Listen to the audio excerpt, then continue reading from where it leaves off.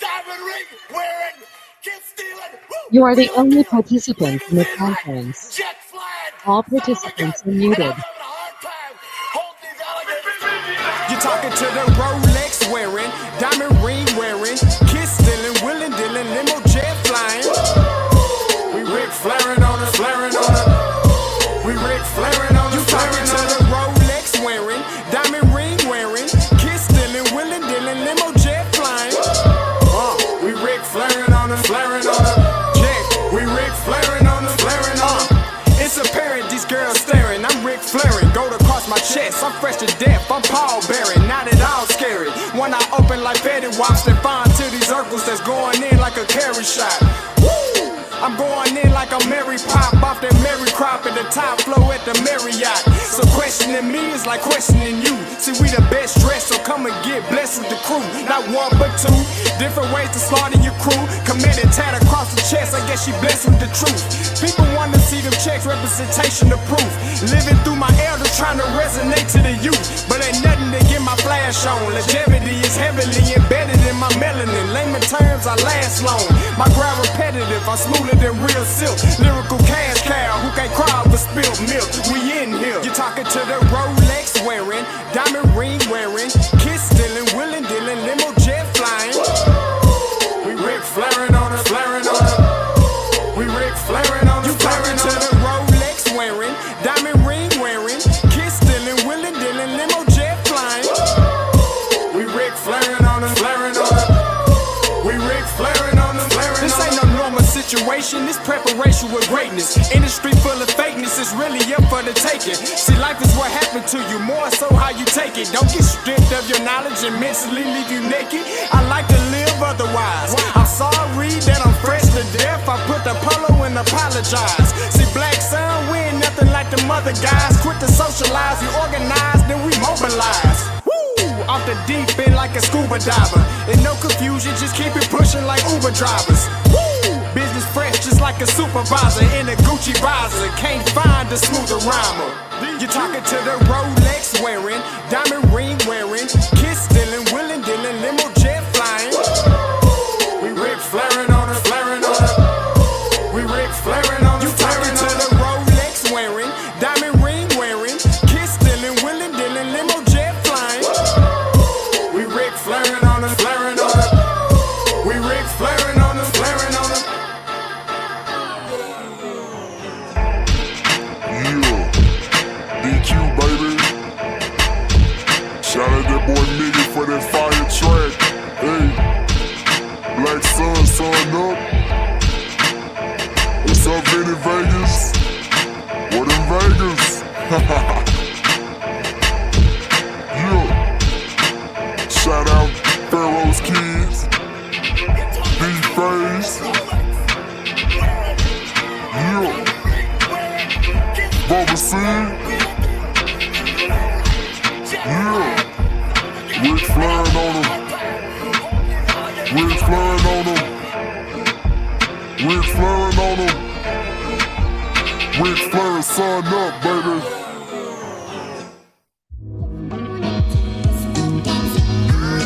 Hey, yo, Scotty, you going crazy for this one. We see what you're doing, we salute you.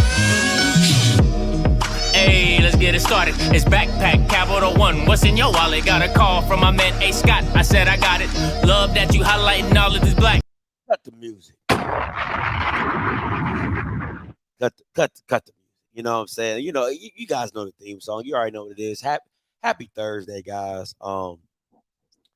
You know, sometimes, as the thumbnail says, sometimes you gotta eat some crow. And I've always been a champion of never being too big to understand the moment, right? Never being too big or never being too into yourself or whatever to understand that sometimes you can be wrong. And in life, okay, you can't get everything right. Now, I've been a champion. I've stood on these mountains of many a times, and I have said some things, and I've said some stuff, and I've done my research behind that stuff. But at some point in time, sometimes you gotta face the music. Sometimes you have to face the music, and it can be hard. It's not for everybody. Everybody doesn't have the fortitude to come up here and say, you know what, I was wrong. I was wrong. And just for that, you know, I'm gonna start it off with a little bit of. Girl, this is my sorry for 2004. And I ain't gonna mess up no more this year. I'ma take this one chance to make it real clear. I'm sorry. And I'm sorry. So come on, Ruben. August, September, October, November to your I'm sorry. Okay, Ruben knew. Ruben knew. What'd you say? Oh, Rube. That's why the hit was such a hit, because people related. You need to make one for every year. It just hits. It just hits. Okay. You need to. This is my sorry for the 23, and I ain't gonna mess up. You need a new one for every year. So let me get into the show. I know you guys got a lot of stuff, so we're gonna get into it, man. So listen. And this is what I would like. I would like to apologize. Okay. When I tell you this hurts. It hurts. I would like to apologize to these two people. Okay. I would like to apologize to these two people. I haven't been fair. I haven't. Not at all. Not in the least bit. I've been, because you know me, just as hard as I've come for them, I gotta apologize. That's just being a real ninja. Okay? It's just being a real ninja.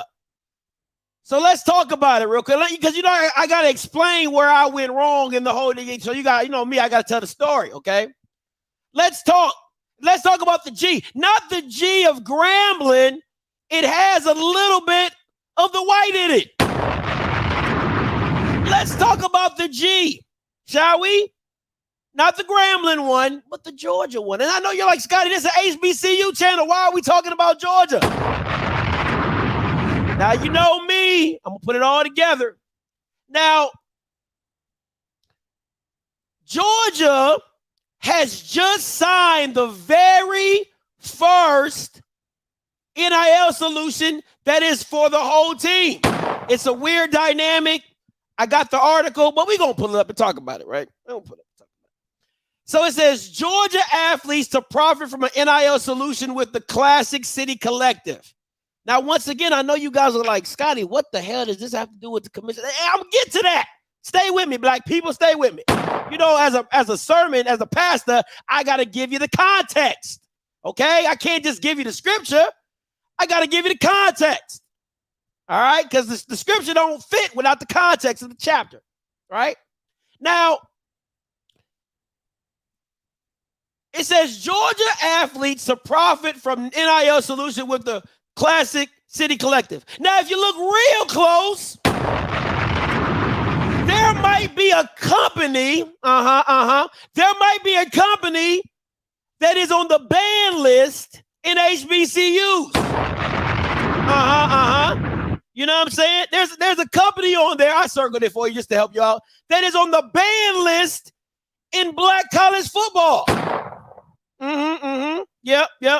Now that G, I'm not gonna lie to you. When I first saw it, I was waking up and I was reading it. I said, "Oh, this is about Grambling." So I closed my phone, right?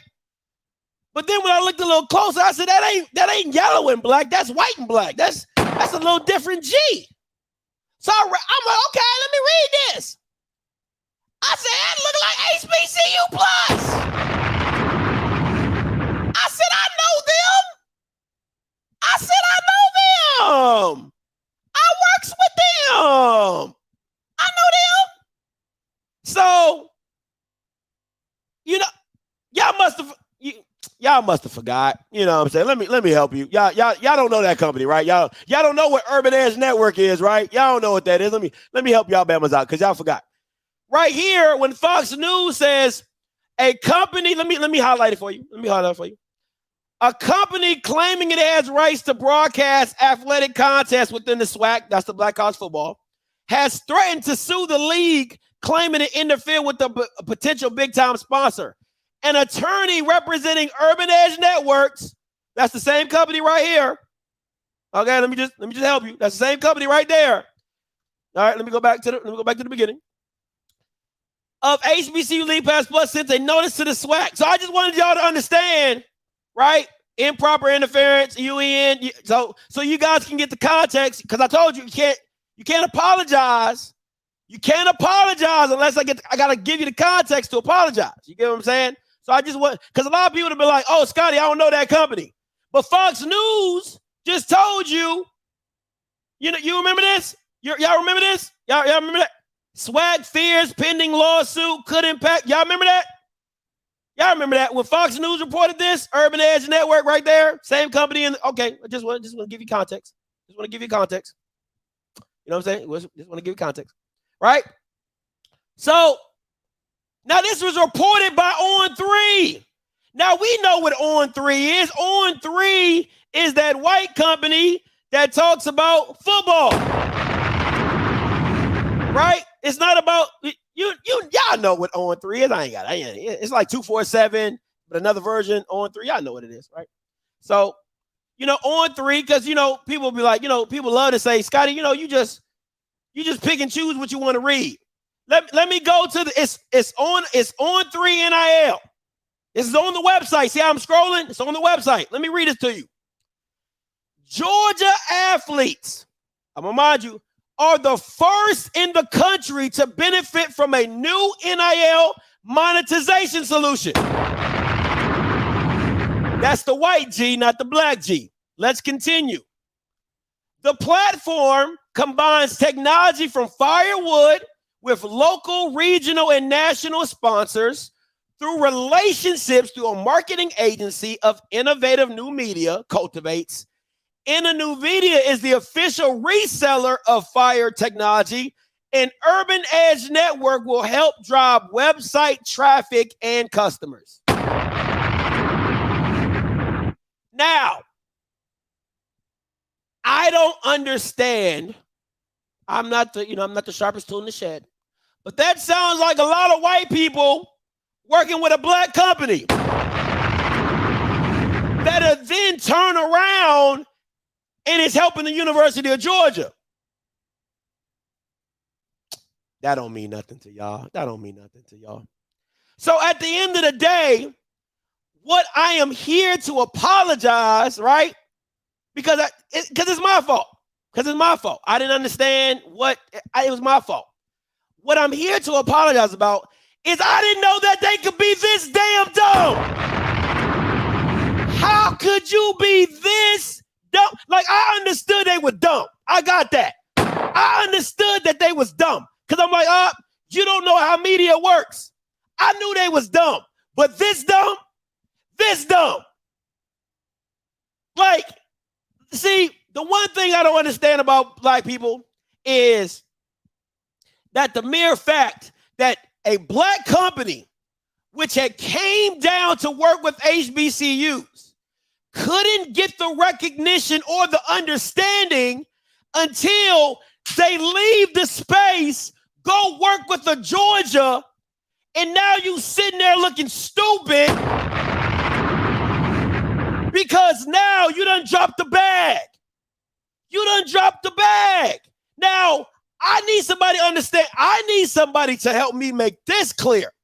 Everybody, and listen, I got receipts for days. So if anybody wants to call this, I got the call lines open. I got them open all show, and I'm going to keep rolling. This thing is deep today. I'm killing ninjas today. I'm telling you that right now. I got all the receipts possible. And if I don't got it, I damn sure can find it. Because if I remember, the lady in the Meac was like, oh, the biggest factor is NIL. She said that in an interview. Oh, the biggest factor is NIL. So you essentially have a black-owned company, right, that is working with white people. And somebody got to make this clear to me. Georgia is not just partnering with any of your body. We're not talking about like the Georgia Saints. We're not talking about, the Georgia broadcasters. We're talking about the University of Georgia, 2-time national champions, not SEC national champions, because you know how black people like to isolate. Oh, we the black now. No. They are 2-time national champions, still trying to get better by figuring out how to do the NIL deal to get more players. And if you want to read the article, they have a snippet from Kirby Smart talking about, hey, we trying to pay everybody. He said, yeah, we got superstars, but what's going to make our team different is that we're trying to pay everybody. He said that at SEC Media Day. I was there. You weren't. I was. He said that. That's what he said. So I'm just not understanding. And thank you, Mr. Packnett. Money has no color. White people don't listen. They looking like, hey, we trying to get right. We trying to get right. I don't care if you polka dot, striped, zebra. It don't matter. We try and get this money.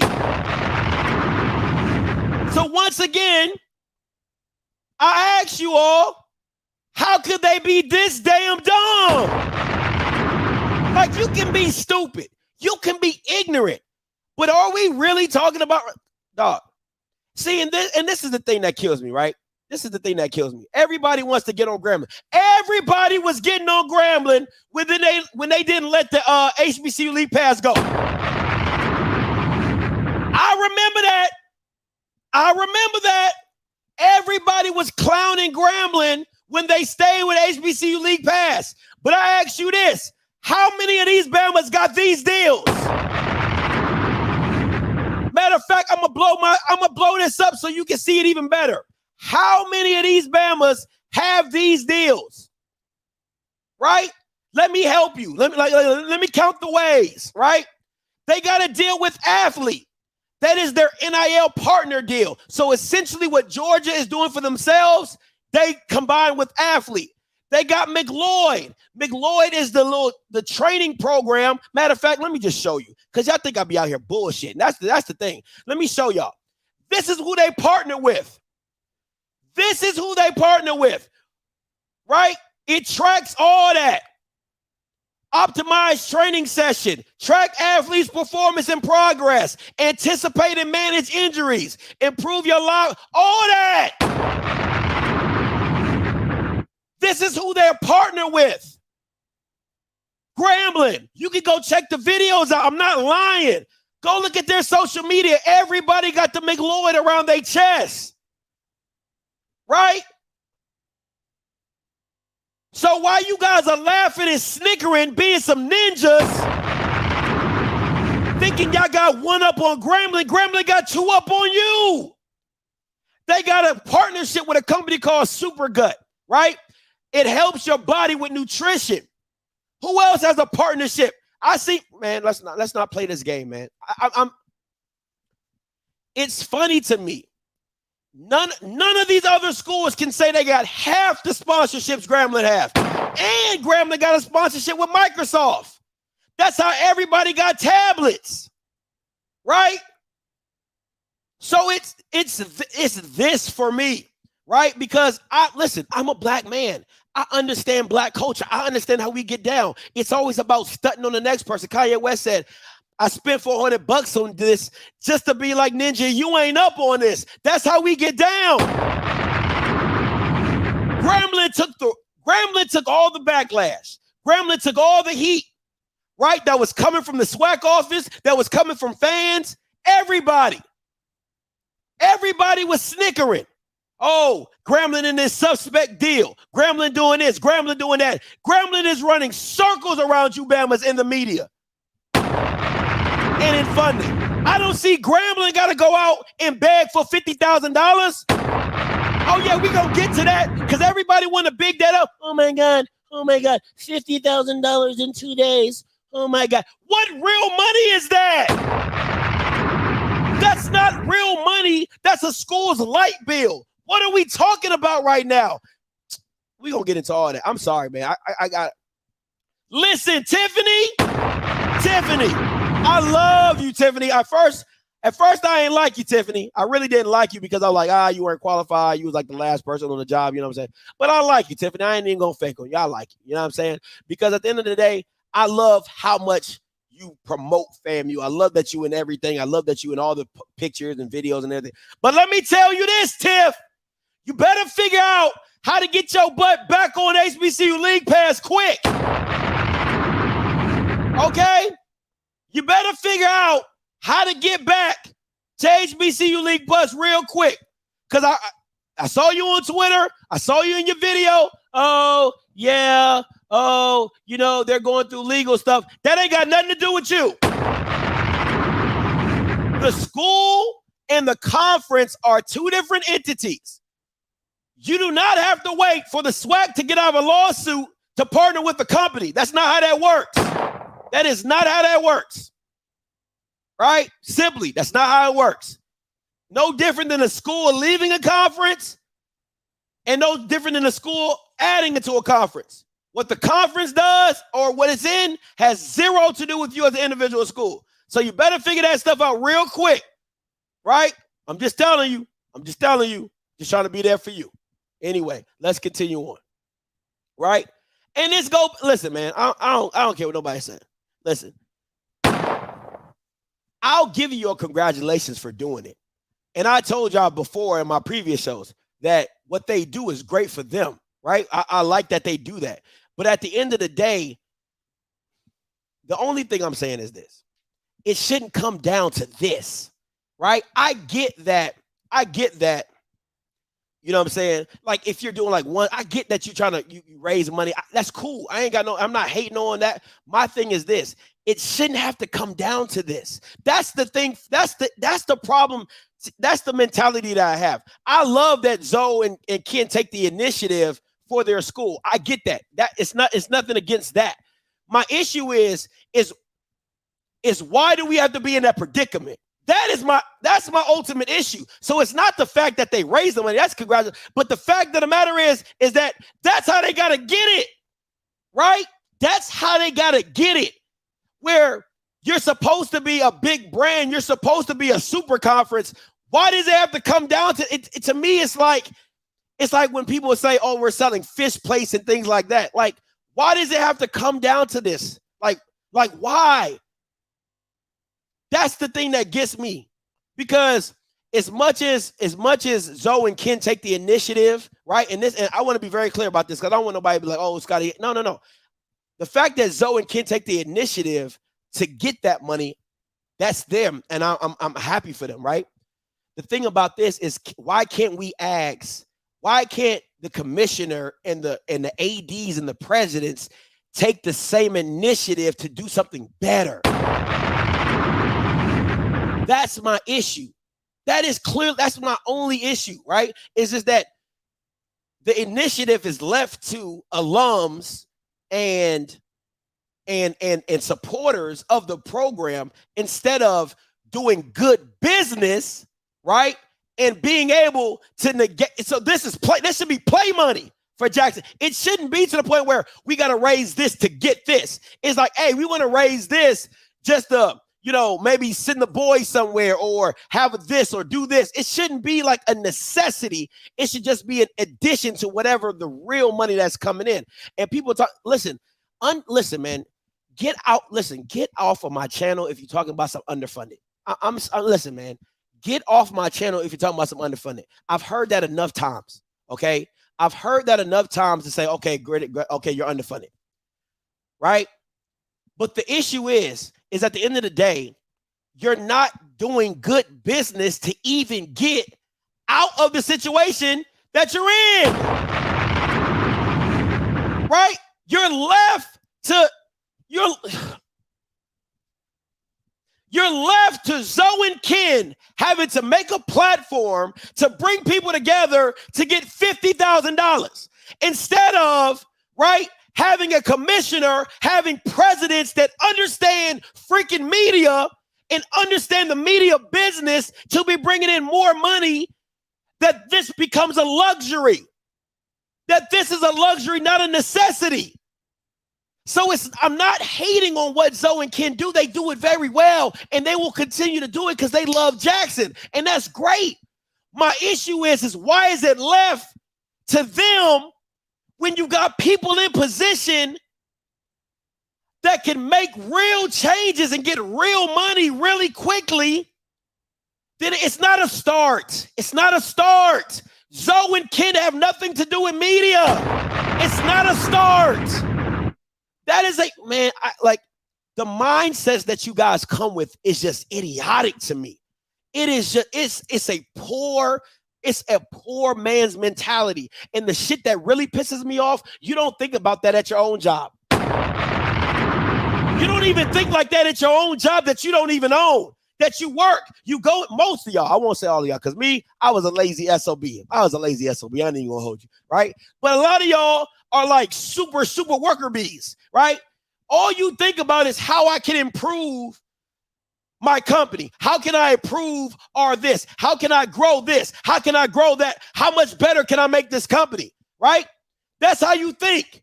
But then when you talk about your HBCU, you have the smallest peon mindset. Is ridiculous to me. There are people in C-suites right now that have grown multiple businesses. There are people that are graduated from HBCUs that have grown multiple small businesses, are in Fortune 500 companies, managing over $100 million in either revenue and profits, in some of the highest positions in the world. But then when you turn that same vision to an HBCU, you say, oh, well, we can't do that.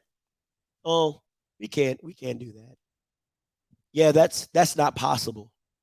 We can't do that. Oh, no, if we just get this, if we just start this, if we just do this, it's such a small mindset. It's so irritating. And I know half of you black people code switch every day and love working for the white man. So I know it's just crazy to me. It's just crazy to me.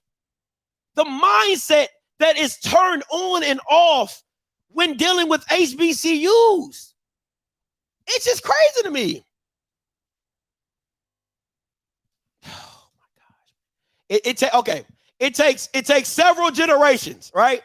It didn't take you black. Oh my God. Y'all make so many excuses. It's ridiculous. It didn't take you several generations to understand how to work corporate. It didn't take you 7 generations to understand how to migrate in business. It didn't take you several generations. It might have took you several generations to get the position. Listen to me. It might have took you several generations, right? Like my great-great-grandfather, he got to customer service, right? Then my great grand, he got to marketing director. Then my grandfather, it might took you several generations for white people to say, oh yeah, you deserve to be in a C-suite. Oh yeah, you deserve to be in upper echelon and supervisor. But it didn't take you several generations to have a mindset to make money for that company. It didn't take you several generations to get your mind out your ass and be like, yo, I got to go get it. It didn't take you several generations for that. So miss me with that excuse. That is an excuse. It didn't take you several. It didn't take Will Packer several generations to make movies. No, it took several generations of Will Packer to get him to where he's at right now. That's the difference. Come on, man. Stop playing me, man. Stop it.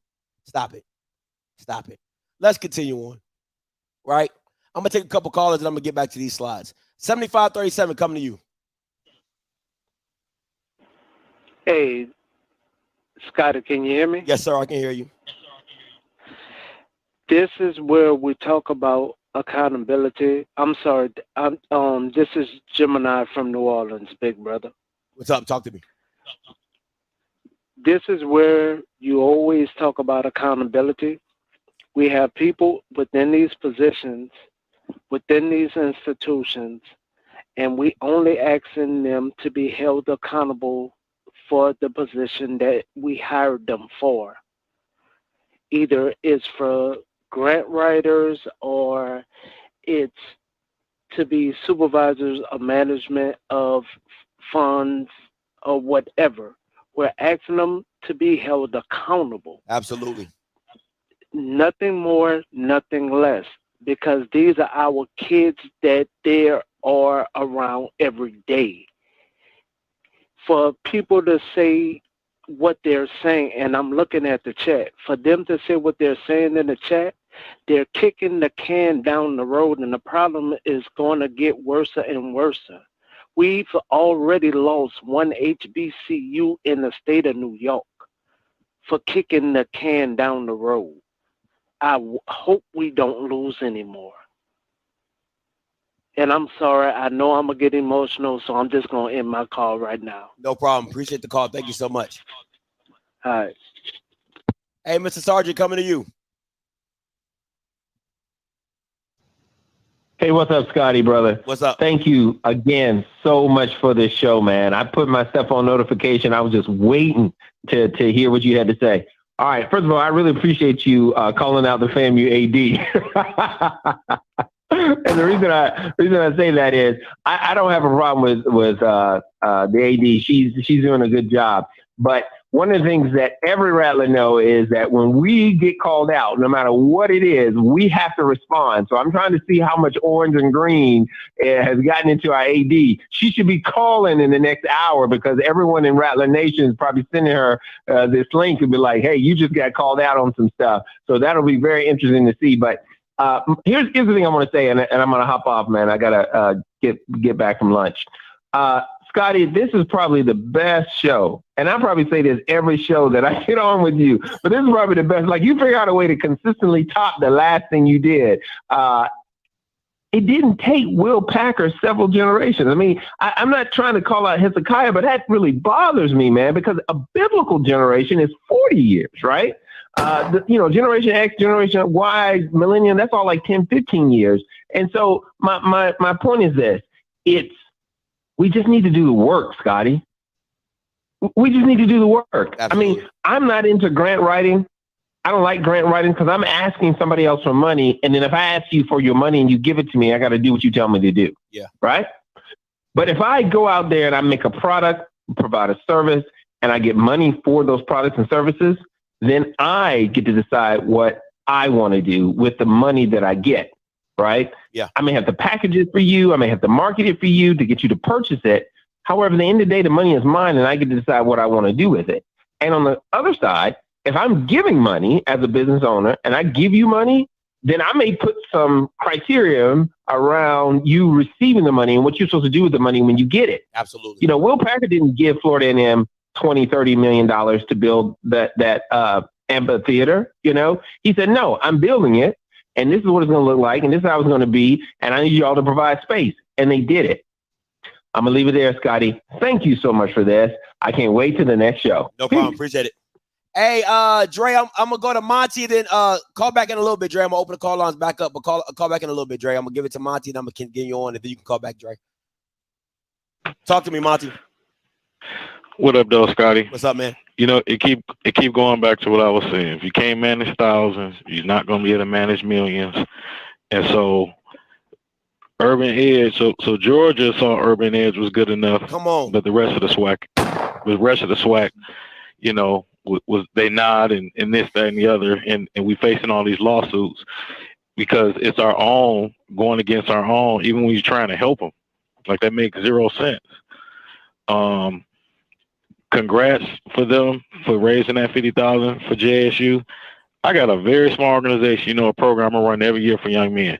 I've made $30,000 in a month, and that just went to two, three people. Not even nobody big. So if I definitely had a university or something behind me, I definitely could have gotten more money, you know. But, you know, this about this generation, you know, the brother was talking about, look at Tyler Perry. Like you said, Will Packer, look at Tyler Perry. It didn't take them. They did it. It didn't take them 7 It didn't take them long at all. Come on, man. Like, it's man. Let's stop playing these games, man. It's just to me. Listen, and I want to be very clear because people listen. you can misinterpret what I said about JSU 50. I'm just saying it's not. That's not money. Like all I'm saying is it's not. That's not money. Like if you're talking about changing the aspect, changing the landscape of HBCU, it's great for JSU. That is absolutely great, but that doesn't move the needle. $50,000 doesn't move the needle. People make that in a month. They don't move the needle. What are we talking about? How much doesn't FAMU spend when Kofi is on? Don't it cost them over $50,000 just to move the band? Come on, man. Oh yeah, the Marching 100. You know what I'm saying? So it doesn't come on, man, stop it, man. Like what is that really going to get you? I mean, it's just time to put the right people in place, and unfortunately, they do not need to be from the rank and file from some of the HBCUs. If I was at a university right now, I'd be reaching out to people like Shaq, who obviously has the best business acumen out there, and I think with his connections and stuff like that, and he has a doctorate degree. Those that they need to see that piece of her delivery on the front of somebody's name. Go ahead and get Shaq because he got that, but he also making billions and know how to make billions. It is what it is, man. It is what it is. Hey, appreciate the call as always, Monty. Yep. Listen, at the end of the day, y'all can say whatever y'all want in the chat. Oh, can you raise 50K? Oh, can you do this? Oh, can you do that? Listen, I listen. I'll tell you this. If I was a FAMU grad and I got on this channel and all I did was talk about FAMU and I said what FAMU needed, I could raise that. But that's not my platform. That's not what my platform is for. I don't do kumbaya sessions for FAMU or Bethune-Cookman that's not what my platform is for, right? So once again, I said what they do is great for them, and it's no hate towards that. All I'm trying to get you guys to think is the bigger picture of $50,000 is not real money, and we all understand that. $50,000 does not move a needle for an HBCU program. Yes, it might individually help the football team. Congratulations, and I'm glad that they got whatever they need. And I've said it many of times, them raising money for the laser stuff and the equipment, all that stuff is great. All I'm saying is, in the big scheme of things, that is not money when you're talking about when you get on here and cry, bitch, and moan about being underfunded. But let's continue, though, right? So at the end of the day, let's go back, right? So I've said this before. Right? When you put the Swac and the Meac, you put that in the donation budget, and the SEC plays in the media budget, right? Because at the end of the day, they understand how the majority of their money is distributed towards them is through media rights, media deals, targets, Pepsi, big brands, right? The Swac and Meac live in a donation budget, so that's why they can constantly get those $100,000 check. You see the big paper check they go out in the halftime, $100,000 check. $170,000 check, $75,000. Like that's a donation. That's a donation. So let me explain to you what happens, right? Let me break it down to you on how this thing works in the grand scheme of things, and how this black media space works, right? You have a brand. I'm gonna use Pepsi because everything that the Swac does usually is involved around Pepsi, right? So let's say the budget for Pepsi is $60 million for ads, right? That's pretty big, but let's say they say $60 million for ads. That's what they're going to do it for. When they give you the money, they say, hey, I want 20 million impressions in a black demographic. Now I ask you, what school can guarantee that? What school can guarantee 20 million impressions in now these are all HBCUs. Pepsi is Black people drink more Pepsi than any other race and demographic, but not one HBCU can get this money. Why? Because you don't meet the parameters. You can't track it, nor can you measure what Pepsi is asking you to do, right? So that's essentially what the NIL deal is with Georgia. They got the innovative team, which is the marketing team, right? Then you have Urban Edge, which then combines the impressions and the KPIs, and they work together so they can funnel the money back towards Georgia and the athletes. So let me break it down. So none, right? So let me explain to you how it works. So you have Pepsi, and Pepsi 60 million, right? The ask is 20 million impressions in the black demographic. So what they do is now they go to the media company and say, hey, I got $60 million. Can you give me 20 million impressions? So they give it to HBCU League Pass. They track and measure it to prove to Pepsi, hey, we did 20 million in impressions, and then the money flows to the HBCUs. That's how that works, right? That's how that works. So when Diddy gave you $1 million and he broke it up over 3 years, like sit your ass down somewhere, right? That's oh my God, man, y'all have the smallest mentality. It's just ridiculous. Like in the chat, you really show what you don't understand. Oh my God, Diddy promised us $1 million. He did that. He didn't say, he said, I'm gonna give Jackson $1 million. And then he broke it up in 3 years. Miss me with that. Anyway, so my thing is this. We're talking about $60 million. We're talking about $100 million. We're talking about an ad space that has over $1 trillion in money being spent. That's what we're talking about. We're not talking about $100,000. We're not talking about $1 million. We're talking about an industry that spends over $1 trillion in money. That's why I'm trying to explain to y'all, you're looking at it in the smallest, you're looking at it in a peon, in a small dish with like green peas and sweet peas in it. You're not taking a step back and looking at the whole kitchen, which is being made, where there's over $1 trillion being spent in ad. Like they're giving $100 million to each school in the Big Ten. They're paying SEC schools $60 to $70 million, right? And you're talking about, oh my God, we're glad we got $150,000. Like, yes, be grateful, but at the end of the day, there's more to go get. That's listen, the problem is I don't have a problem with small beginnings. Everything starts in a small beginning. That is life. Most businesses start out your garage. Most businesses start out with the idea, with a friend or whatever. So never in the Bible, it says don't despise small beginnings. So I'm not despising the small stuff. All I'm saying is the mindset has to change to say we need more. I want to go get more. I want to go get this. I want to go get that. We deserve this, right? That's the mindset, because it's the same mindset that you have at your job. Individually, you want better for yourself. Individually, you strive to get better. Individually, you go to your job and say, hey, I got a 10-year plan that I want to make. I want to be the director, or I want to, in 15 years, I want to be VP. There is a goal and a plan to get better.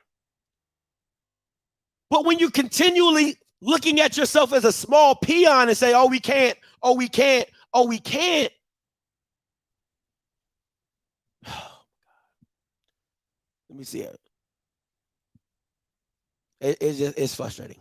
It's frustrating. All right. So let me break it down. I'm a Barney it for you, right? Let me Barney it for you.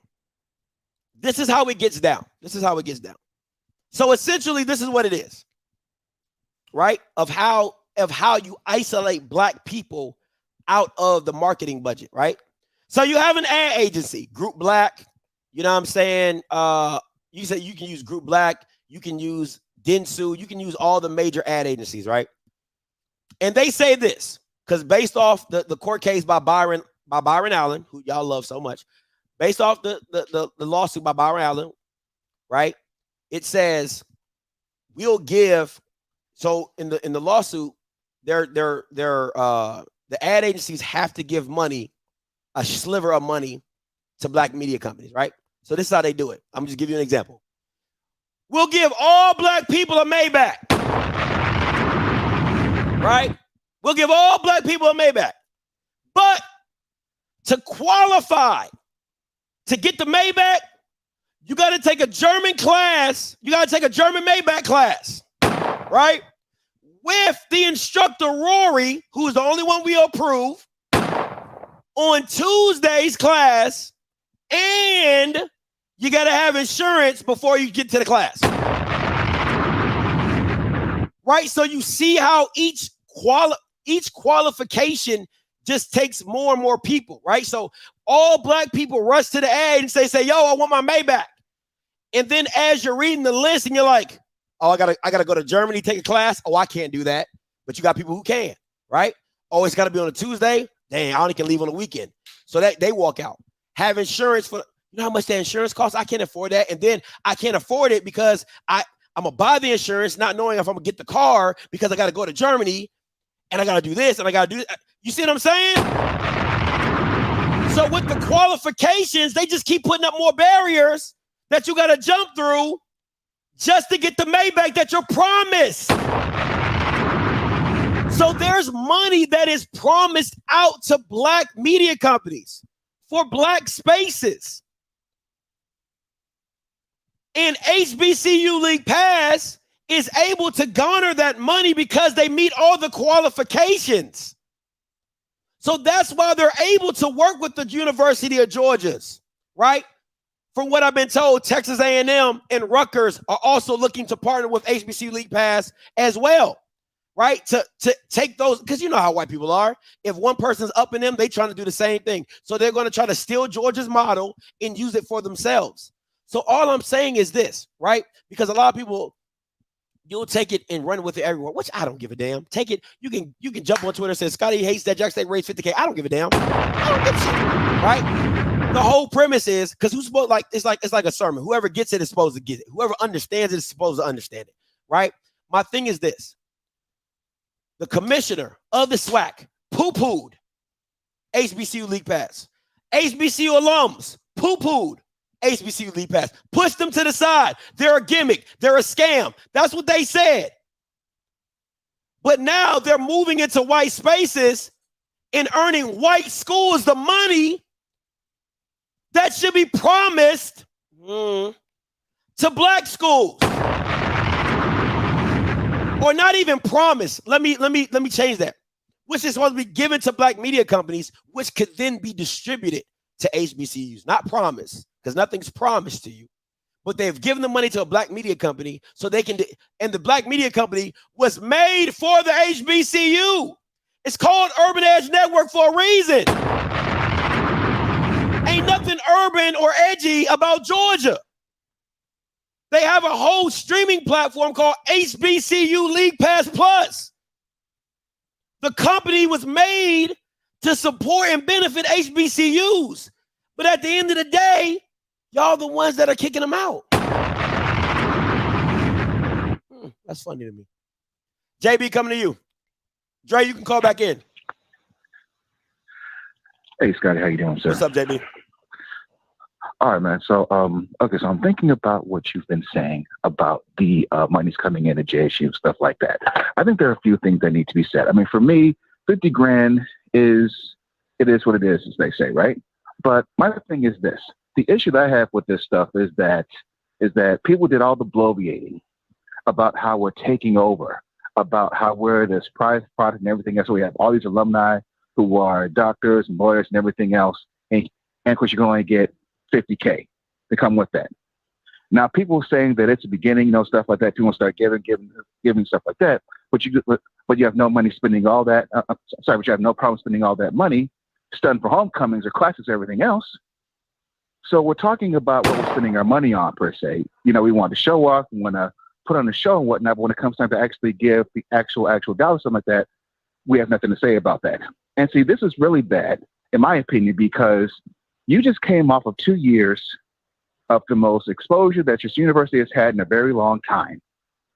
And you can only get $50,000? That's all you could get? I didn't say that. He 50K. Did. I'm just saying, Scotty. I'm just saying. And then let me say one thing also, because we're talking about the whole black dollars and stuff like that. Okay, Scotty, you live outside of Atlanta, right? Yeah. Okay. A lot of black folks in Atlanta went to UGA. A lot of black folks in Atlanta went to Emory. A lot of black folks in Atlanta went to Georgia Tech. Translation, just because they're black does not mean they're automatically given to HBCUs. Like anything else, the HBCU must give a reason to donate to your school. They must give a reason to give and support your program. So just saying because, well, black folks support it, that does not mean they support HBC. Matter of fact, I'm here in Houston, Scotty. A lot of black folks here went to U of H. A lot of black folks here went to Sam Houston. That don't mean they're checking for Texas Southern and Prairie View. You still have to give folks a reason to come to your door, to come to your program. And then let me say this something else too. And so I'll stop with all this. Someone mentioned in the chat earlier about only having 3 to 4 home games.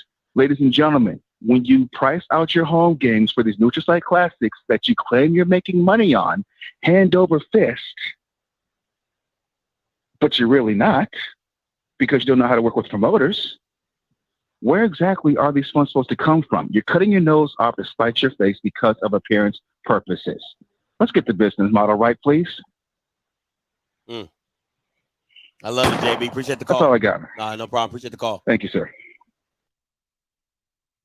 Hey, Dre, coming to you.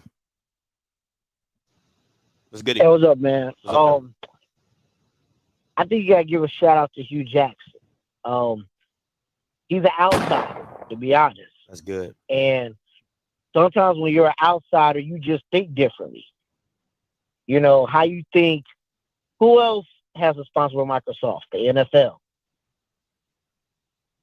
Nobody else can grab. There's not a person in Grambling that got access to the NFL but Hugh Jackson. That's good. You know, that's probably nothing but a phone call. Matter of fact, I think Miles probably got to the Peyton Manning camp. That's I didn't even think about it like that. That's a plug. That's a plug. That's a real plug. So you need people who have, like Carmen said, have been at the highest level. Because when you've been at the highest level, you think differently. And you've seen it, so you operate differently. Mm-hmm. So most of the coaches, they probably operate the same way, so they think the same way. So, you know, they can't understand, quote unquote, the law game and everything. So, and shout out to the president of Grambling and the AD for kind of working hand in hand with you. Yeah. Because you can only have so many ideas, but if the president and the AD don't okay it, it don't get done. You know, it don't get done. So, obviously, you can't sit there and everybody's not you because you don't have the experiences as you. But it is incumbent for the ADs and the presidents to think outside the box or hire somebody that's outside the box. Doesn't have to be a celebrity, but what about that analyst that been at Georgia, who probably knows the inner workings of how they do things? That's real. That's real. Or somebody who's been at, University of Texas, who knows how they do things. So you have to be willing to go outside the HBCU box. Because even if, think about it, Darius at Colorado. He's probably learned more in this 6 months about college football and the business of college football than he has 5 years as a head coach at Valley. Yeah. That's going to help him. Even if he goes back to Prairie View or wherever, he's learned so much about the business of college football and the business of college sports. It's going to help him out. So I just want to give a shout out to Hugh for that, because Hugh is at the forefront of that. He's an outsider, and Grambling's benefiting from it. That's fair. Hey, appreciate the call, though, Dre. Thanks. Hey, let me just say this, man. It is people like this that I really cannot stand people, right? Like, this is the reason why. This has nothing to do with the money that's available to your institution. That is it. Like, the demographics don't have shit to do with the money that is available for you to get. You can talk, you can say, oh yeah, we're this, we're that. It has nothing to do with the money that is available to your institutions, media-wise, that is being spent. It has nothing to do with nothing.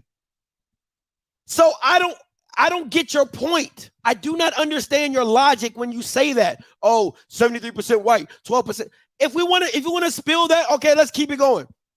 Right? There's a narrative that says HBCUs don't donate. Well, that narrative is false, because if you take the numbers of an average HBCU institution where they might have 7 or 6%, and then you take a white institution that has 30,000 kids and 70, right, or 30 or 40,000, and they might do 4 or 5. Well, which numbers mean more? HBCU graduates, because they don't have that many numbers. So those numbers mean more, right? Yeah, the white school gives more because they have more volume. But at the end of the day, what you're talking about has zero to do with the media money that is out there. Zero. But that's the small mindset that HBCU alums normally come with of, oh, well, if we just, well, there's just so many white people, and there's just so many of this, and there's just so many of that, and this is the reason why we can't do this, and this is the reason why we can't do that. Sickening. Mr. D, coming to you, the NO Joe. Hey, Scotty, what's going on, my brother? What's going on? Hey, I just want to give a shout out to my main man, Hardy Pelt. I don't need to say where he's from. Scotty, you know where he's from. Facts. And I just want to say this. The word for the day is MEDIA. And that stands for media. HBCUs do not understand media. They don't understand how the money, the value of media will bring funds to their coffers. They're still, and I'm mostly talking about public southern schools. I'm not talking about the private schools, but I'm talking about the public schools that are complaining about they don't get enough money from the state. The governor is holding up their money. We can't do this. We don't have the money. I have personally tried to work with 3 schools to get them to do a urban edge deal, brought it to the table. And these schools are scared. They don't understand media. And it's a damn shame, because this is why you're always having these financial issues at these black institutions. Nice. And I'm just sick and tired of it, because I mean, when I tell you that I've talked to some presidents of some black colleges, I'm talking HBCUs, talked to some presidents, talked to various entities, administrators, trying to put a damn deal together to get the schools some money. We're talking millions of dollars, and I'm just tired. I'm done. I can't do it anymore, because folks are not listening. And I'm glad Hardy has put this deal together with Georgia. I'm glad, because the brother is doing his thing, and I'm proud of him, and I'm proud of Urban Edge Network, because it really doesn't make any damn sense where we have the Swac, the Meac, everybody's having financial problems, and then they always complain about, oh, the white governor or the Republican governor is holding us back and not giving us money. But I'm gonna say this: what are you doing to get the additional money? The white schools are doing what they got to do to get that additional money. They getting overfunded and still trying to figure out ways to get more money. They're getting overfunded. It's like the big fish is eating up all the other fish and getting bigger, and we sitting back on the water and saying, "Oh my God, what's going on?" I mean, when I tell you I'm frustrated, and I just can't. I'm bringing the money to the table to these black schools, and they running scared. They was like, "Oh, we never done nothing like this. I don't know we can do media rights. Oh, I don't know we can do this." Well, hell, have you tried?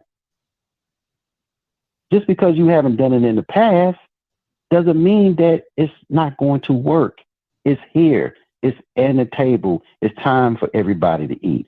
But look, I'm done. I can't help the black colleges, and I'm sad for that, because that's normally not my way. I try to work behind the scenes to help out black colleges, but I just want to give a shout out to Urban Edge Network for all the innovation that they're putting out to get these young athletes to make money. And these damn schools, got athletes having issues with housing, roaches, flooded buildings, not having enough to eat.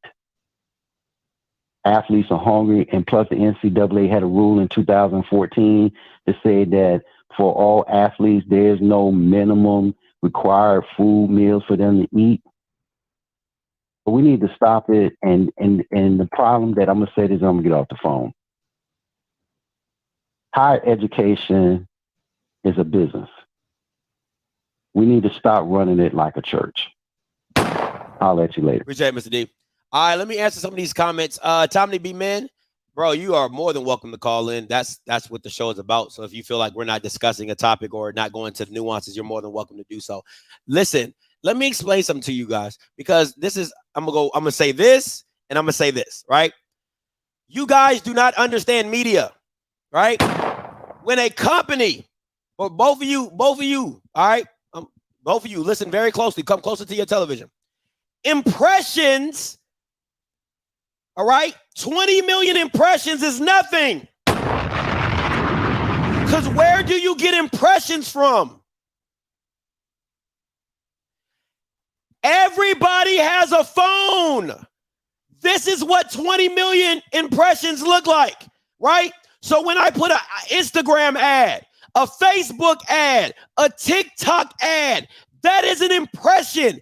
That is 20 million eyes. It doesn't have to be 20 million people watching the game. No, that's not how impressions work. Impressions work when you scroll and my eyes touch it. My eyes, I've seen it. That's how impressions work. Oh, geez, dumbasses. All right, Jordan, KP. What's up? Hey, what's going on, Scott? What's I good? just want to touch on some. I feel like a lot of people is tearing JSU down for what they're raising, because they're making it seem like they only raised $50,000. They set a goal for $50,000, and they did that. That's just like your wife going to cook something for the first time, a lasagna that you had all the time, that you eat all the time, and she cook it for the first time. You tell, well, damn, baby, you could have added the extra cheese, the extra this on it, the extra that. You see what I'm saying? You can't down them for what they're trying to do. This is something they never did before. Just a group of people on YouTube. You know what I mean? It seems like everybody just down them talking about it, like, oh, you can raise it 6,000. They set a goal and they met it. No, that's, ain't nobody else in YouTube doing that stuff like that, right? Nobody is downing them for making $50,000 in Ojo. The issue is, to me, is that I'm trying to tell people there's more money than there's $50,000 outside. Like, once again, I said what they do for their platform and what they do for their school is great. It's absolutely wonderful what they do for their platform, what they do for the school. My thing is, and what I'm saying is, why does that have to be how they get it? Right? Because there's more money if people would understand how the media side of this works and got money another way, then that $50,000 wouldn't be so detrimental for Jackson State or what they have to do. A lot of HBCUs wouldn't have to struggle with, oh, we got to get donations. We got to get people. No, because like we have a pot of money that is being fueled by a media entity, by a media right, by media funds. So I'm not disparaging them raising $50K. I've been on my platform and said multiple times what they do. I think all schools should do what they do, right? All schools should build a YouTube platform so well people can feel coagulated and have people behind it that they trust to run it, so that they know the money is going to the right place. So I'm not disparaging that. What I'm disparaging is people acting like that is a lot of money when it's not, when there's more money to be had in a bigger space. So we're not talking about the same thing, but if you're saying that people are disparaging, I'm not trying to disparage it. I'm just saying there's more to be done, but continue. All right, that's all I want to say. No problem, man. I wasn't referring to you. I was referring to people in the chat, though. No problem. Appreciate you. Let me go KP. What's up, KP? Wow, what's up, boy? What's goody? Hey, bro, you over there sweating, bro. You over there campaigning for some justice, for some progress, I see, my man. Always, man. Always, man. I'm so sick and tired of the small mentality. What's going on? But let me, I gotta be the devil's advocate. Let me ask you something. Talk to me. So if I'm Pepsi, and I just pay Arkansas, what you say, they're giving them 60 million, 100 million a team. Yeah, let's just in say the SEC. Yeah, let's just say 60 million. 60 million, all right. And I'm coming to the SWAC meeting with you the commission. How much should I be expecting to pay each team in the SWAC? See, okay. Go ahead. No. Pull out your full question. Give me your full question so I know where I'm answering. Okay, cool. Now, I'm not saying what you're saying is wrong, or I'm not saying I'm just trying to get a clear understanding of the media and the money. So if I'm giving Arkansas, Florida, the teams in the SEC 60 million. 60 million your pop. Boom. Okay. You got a SWAC meeting with me. I'm Pepsi. Okay. How much should I be giving each SWAC team so I can see the bang of my buck? Because I know I'm going to see the bang my buck, Arkansas, Florida, Georgia, wherever. I know I'm seeing that. I'm getting a kickback from that. How can I get a kickback from investing into the programs of a SWAC? Okay, so I'm gonna flip it back on you, KP. I'm gonna say you're the marketing director of Pepsi, right? And you know that Black people drink the most Pepsis. You know that Black people watch the most television. So your demographic is naturally going to be Black, and then whatever else comes with it, because you know most of your stuff comes from the Black community. So you're not paying for the game. You're paying for the eyes and the impressions of Black people, right? So when you're coming to a SWAC, you're not just saying, okay, they're going to get 100,000 people to watch the game. You're saying, if I come to the SWAC, I'm going to get over 4 to 5 million of impressions of Black people.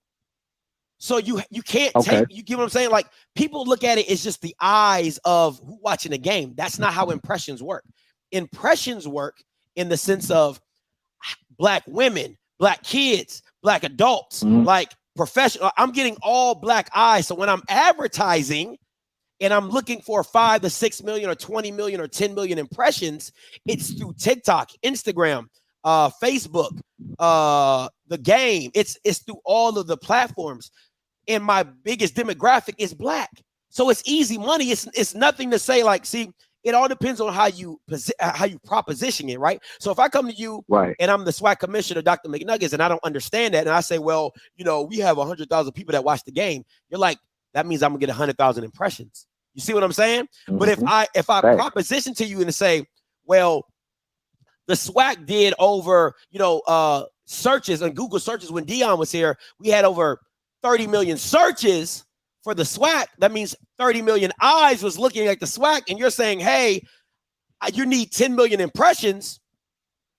You get what I'm saying? Now we're talking about a different conversation. Because, or if I have the analytics behind the SWAC name and that the SWAC has been trending for the last 2 or 3 weeks that got us 5 million impressions on Twitter, you see the different conversation? You see what I'm saying? So go ahead.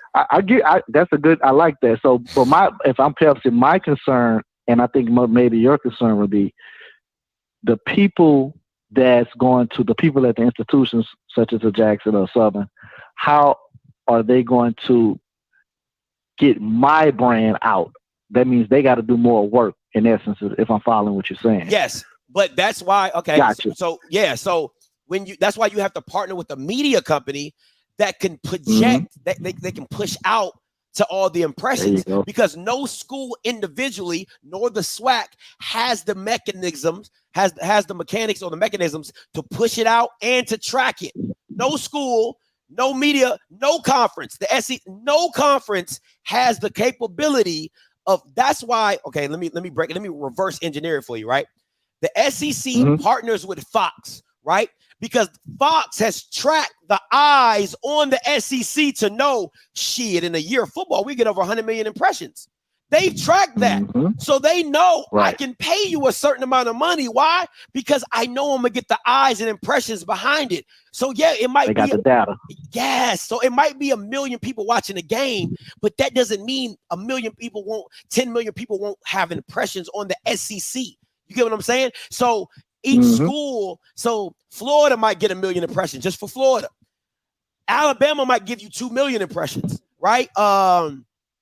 Auburn might give you $3 million. You see what I'm saying? So as the entity of as a whole of the SEC, they will bring in 50 million impressions easy. And then you just work off of that. So a lot of people are so hyper focused on the game. That's not what impressions come from. Impressions come from everything: computers, cell phones, iPads, anything that you can possibly touch digitally can be an impression. That's how that thing works. So it's a different mindset. That's a good breakdown. So that means, and this is the last thing I'm gonna let you go. So that means that the universities, the presidents, and these people that's working in each position will have to get a third party, or they will have to hire more people to attract or to generate more impressions for the people for the Pepsi that's paying them this 10 million or this 20 million to push their brand. So, if I'm correct. Yeah. So essentially, right. So if Pepsi would never come directly to FAMU and say, hey, I want to give you $2 million. If they came to FAMU directly, there's gonna have to be a donation. It have to be a donation because they say, hey, or we want to sponsor something, right? We either sponsor or donate. That's how FAMU would get the money, because they wouldn't come to Pepsi wouldn't come to FAMU and say, hey, I got $2 million, give me 2 million impressions. They can't track it. They can't track it. Right? They if I give you a commercial, how can you track that 2 million people saw this commercial? You can't track it. No way. You get what I'm saying? So that's why you have to go to a media company that shows you what you're doing and how they tracked it and how many impressions they got behind it. So that's what it is. What it is. Makes sense, man. I feel you on that, man. Keep up the good work. Good show, man. I learned that just now, man. Appreciate that, boy. No problem, KP. Appreciate you. For sure. All right, I'm going to go 2197 to Mr. Campbell. Hey, what's up? Then you, Mr. D. What's up? What's up, 2197?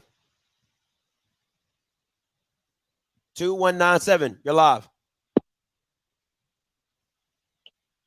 Oh, sorry about that, Scotty. Man, I was on mute, my brother. I appreciate your passion, man. I love everything you're talking about. I've been in the chat commenting, Cali Dre 619. Here's what I want to say, man. HBCUs and just to me, black people in general, man, have to learn how to come together collectively and use our collective presence as power, man. And that's where a lot of these schools, you look at the SEC, you look at the Big Ten, they stick together. They make a move, everybody making the move. So we talking there, like one of the callers earlier was talking about Hugh Jackson and the things that he's been able to do. If Hugh Jackson is being able to be successful, he needs to be elevated within the HBCU system to get that success to come to all the schools, right? Whatever's working, you got to stick with what's working, man. And I think that's just, that to me is an issue that HBCUs kind of need to get over that hump. I'm out here on the West Coast, man, and when I was growing up, there was a presence out here of HBCU schools that would come out here, that would do events, they would play games, and that's kind of dissipated over the years, man. And I think need to get back to that, man. Get the presence up and stick together, and I think the funds will come. People will support it if they know it's out there and if they know it's quality. You know what I'm saying? Yeah. So that's kind of my take on it. No problem. Hey, I appreciate that. I appreciate that call, Callie. Appreciate you calling in and giving your opinion. Hey, listen. At the end of the day, man, listen. Okay, let me get to Mr. Campbell because I'm gonna get back. I gotta get back into the show. What's up, Mr. Campbell? Talk to me. Okay, man. I want to say this respectfully because I had to jump on a conference call, so I don't want to disrespect none of your points. So let me just make a point. I'm gonna shift the gears, okay?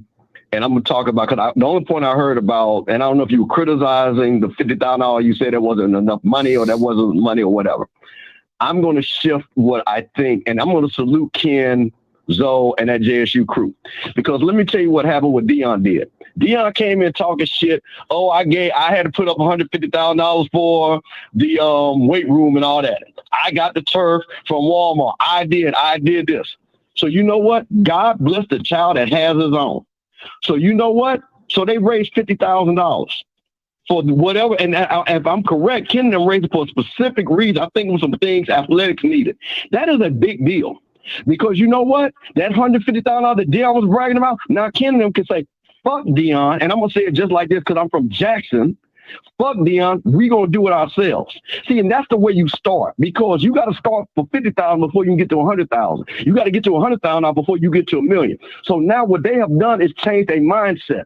So while you can criticize and say, "Oh, $50,000 ain't no money," I'll tell you one thing: some money will pay somebody. Always remember that. So the fact that they did that in less than a month and have now activated a database of people. So you know what Ken and Zoe got? How many people donated? They can go back to those people because if they're smart, because they are smart young brothers, they will show the investment and they will show the return on investment. So guess what happens now? I see that I gave $50,000. I see my investment. You know what? I'll give 50,000 more. It's no different. That's exactly no what it is. different than what I said about FAMU and what. And, okay, you're. Wait, what now? It's no different than what I said about FAMU and when what's the boy that just left? What's the Gaucher, when Gaucher got all those money from FAMU and he went around doing all that, and I said the reason people wanted to give more money is because that they saw the investment. Got it, granted, good. At the end of the day, the $50,000 that does not move the needle. Yes, I get it. All money is good money. All money can go to some money. But this is the problem. You see, your needle is not their needle. You can't say what it doesn't move when they said I need $50,000 for something. If you keep crying about being,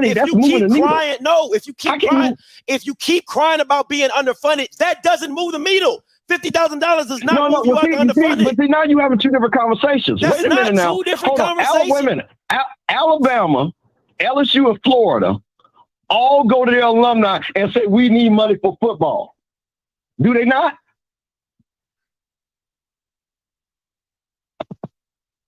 Hello? Go ahead, Mr. Campbell. Finish your point. I don't want to interrupt. So what is the difference when Alabama, they got millions, hundreds of millions of dollars, and they still go to alumni and say, we want to do this, we want to do that. And you know what those SEC alumni do? They open their pockets because in your mind, that ain't moving the needle. They just got $1 billion from ESPN. So what is $1 million? What is a $20 million capital campaign? What is $50 million? It's all relative. Like I've said, no, it's not all relative. Like I said, when you have a lot of money in a pot, that is considered a luxury. Whatever you get from your donation from your alumni, when you got $1 billion coming to your institution, when you got $200 million being given to you by a meteorite company, yeah, you can go to your alums and say, hey, yo, give us this. And that is a luxury. Once again, like I said, I'm not disparaging the $50,000, but at the end of the day, the top part of it, where majority of the money should come from, is not coming to the right places. It's not doing the right business. So yes, one has nothing to do with the other. That's what I'm trying to get you to understand. Okay. One has nothing to do with the other. The point that the point that I'm trying to make is the infatuation of, oh my God, $50,000, and I'm like, yo, that's nothing. That's nothing compared to what you should be getting for your institution. And you would think the same. But listen, see, that's what I'm saying. This is what you're making the mistake in your argument. Go ahead, let's go. They are two separate questions. One question: if somebody said, "Hey, we need something," fam, you needed muscle milk. Something super simple. Kenya and that crew in less than a month got what they needed. They said, we need it right now. This is what we need right now. They did that. T.C. Taylor told Zoe and them, we need this right now. We can't wait 6 months. We can't wait for a new contract. We can't wait for McNugget to get their mind right or whatever. We need this right now. So if your lights are getting cut off right, I'll give you an example. If you call me and say, hey, Mr. Campbell, my light's getting cut off. And I said, oh, well, Scotty, you know what? You're going to get paid for YouTube in a month. You'll have it. That ain't got nothing to do with your light getting cut off at 12 midnight. There's a difference. So I'm going to send you the money to keep your lights on until you get your YouTube check. That's the difference. So that's why you cannot minimize what they have done. And once again, they have now gotten people. Listen what I'm telling you. You got to accept how you're coming off. Now, you might not say you're not. I'm telling you how you're coming off. I don't care what you're telling me. I'm being so real with you right now. I don't care what you're telling me because I know what I've said on this channel, and I know what I said about that platform. I said I'm glad that they do what they do, and they do what they do well, right? So they are able. I said all schools should do what Ken and Zoe are doing, to where you get people behind them that you trust, where that money is going to for whatever needs of your school. All I'm saying is that is not real money in the comparison of what you should be getting for your institution. Yes, I'll agree with you. Those are two different arguments. But at the same time, there you go. That's all I just gave you that. I just gave you that, but I'm still saying that. Go ahead, Mr. Campbell. No. Listen, you're my guy. What I'm trying to do, we have a good dialogue.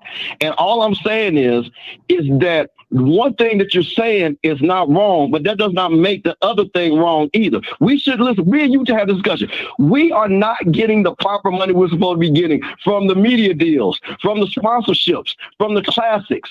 We should be getting millions of dollars. Me and you agree on that, right? Mm-hmm. Okay, so you're right on that. So, but that has nothing to do when an activation comes and somebody says, I need something, and they fundraise and they hit that goal. That is very impressive for that group of collection of people based off of what they did and who they are to have done that in less than a month. So that's all I'm saying. You got to give credit where credit's due. But your overall point of us not getting the proper due, the money that we should be getting from ESPN and all these other entities, you're right. That's all I'm saying. That's all I'm saying. And I give you the argument. So I gave you, like you said, it's two different arguments. That's two different arguments. Okay, we'll leave it at that. But like I said, I'm not trying to disparage their 50,000. All I'm saying is that there's more to be gotten out there that you could have, right? But continue. But wait. Okay, let me. I'm gonna let you go. But let me ask you a question though.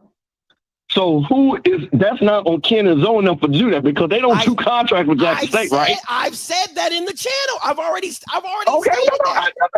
Okay, no, listen, man, hold on. I'm just making sure because I haven't been on all this, so maybe you did say that. I'm just asking a question. That's all. I said that Zoe and Ken don't move. They don't negotiate media deals. They don't. I said the presidents, the ADs, the commissioner have to do their due diligence to make sure that they're getting the proper money that they're supposed to be getting, right? Okay. So so look, it's like this, right? Zoe and Ken have made a situation to where they get 50,000 to their platform. Congratulations. But Hugh Jackson, all he has to do is go to Urban Edge and say, yo, I need this, right? Now, anything, if Gremlin or alums still want to get together and get money, that is a luxury that they have because they're going to donate as well. Will they hit the 50K like JSU? Who knows? Maybe, maybe not, right? But at the end of the day, there's an entity that Hugh Jackson has in his back pocket that says, yo, we need this, got you. We need that, got you. We need this. So they're not constantly relying on their alums' money for the small knickknacks. Now, imagine if the SWAC had an overarching factor that was able to do that. Now that $50,000 for JSU goes a lot further because why? The knickknacks that you're asking about, TC Taylor could go to the conference and say, yo, I need this. Yo, I need that. Yo, I need that. And then Zoe and Ken can find this situation to where they're saying, hey, coach, what can we add to? What can we bring to? Hey, yo, if y'all can get $25,000, you know what I'm saying? Hey, we could throw a nice little party for the football players. If you want to throw 25, we can get a goodie bag for all our incoming recruits. You see the difference? You get what I'm saying? So that's what I'm saying to where that 50,000 is 50,000. But when you have an entity that takes care of your knickknacks, that 50,000, it's no different than me being in the military. We don't pay for housing. We don't pay for food. So my money goes a lot further than a normal civilian because of the stuff I don't have to pay for. I don't pay for health insurance. I don't pay for dental insurance. That is my thing. So yes, you're happy about $50,000, but that's my point. But go ahead. No. Listen, I think I wanted to make sure I got clarity on the conversation because I think your one point has nothing to do with the second point. I think your top line point is something that we all agree on. You know, I will ride that 100. You know, Dr. McClellan has been on me and your ass for what we said about that, right? So we're in alignment on that. But I think there is also something to be said because what do we get criticized on? And I'm just going to make this one last statement. The one thing I've heard, people at HBCU don't give back. They don't support their school. All they want to do is just go party and all that. Then when they actually do it in 3 weeks, then there are people, and I'm not saying this takes you out of it, then there are people that are hating on the sideline. Oh, they'll raise $50,000. Well, some bitch gonna raise $50,000 for your school. Because you know what? I'm going to tell FAMU, hey, bro, all our FAMU folks, shit, let's go get 50 G's for FAMU just so they can have it. It's real funny to me. Let's all do it. You know what I can't stand in this HBCU community? It happens across the board with everything, right? When Grambling was getting stuff, everybody was like, oh, Grambling, that's a scam. This is this and that. But they doing their thing. People still too, hating on them. Jackson State do they thing. People, it goes across both ways. You preach to the choir. Listen, see, this is what you're saying, which is correct. Hold on, let me agree with you. When they signed that deal with Urban, because remember, fam, you was with Urban there too, remember? Yeah, right? Yeah. That's what Gaucher, they said, we all know what happened. Gaucher and Grambling and FAMU said, we're going to do something innovative. We're going to use our top line name to start generating revenue. All of a sudden, people will say, oh, HBCU plus whatever it is, lead pass is not big enough. It's not that. It's big enough for them to get $30,000, $40,000 of free money just using your name. So that was smart. So I ain't got no hate on that. I'm down with Grambling on that. If any way you can generate money based off of your name, you should do it. So no, you don't have any disagreement with me on that. None whatsoever. So anybody hated on that, once again, that's a BS.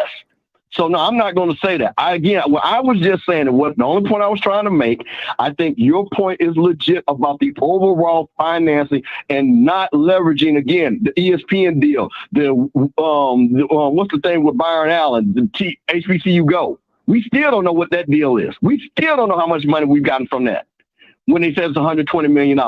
So you're right. But for alumni to activate that quick, and I want to go back to my point, is to basically say, Dion, we don't need your ass. We can finally get off our ass and do it ourselves. I got to give them brothers credit and JSU folks that. Because everybody was saying, only Dion can do it. Only Dion can do it. Well, shit, they did 1/3 of what Dion did in less than 3 weeks. So I'm going to challenge JSU. Go get $150,000. Go get 200 G's.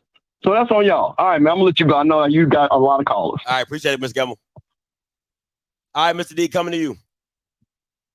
What's up, Mr. D? Scotty, thank you. You know, I don't like calling back twice, but I just want to give some info for people. HBCUR talk, I'm on today.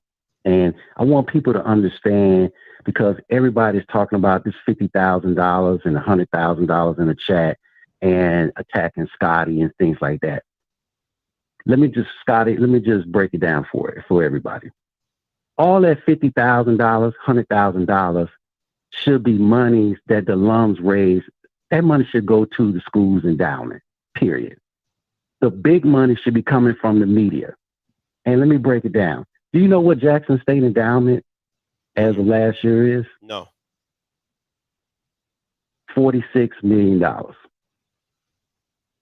That's a total endowment. And I'm speaking facts. I'm putting all information out there. FAMU has a $111 million endowment.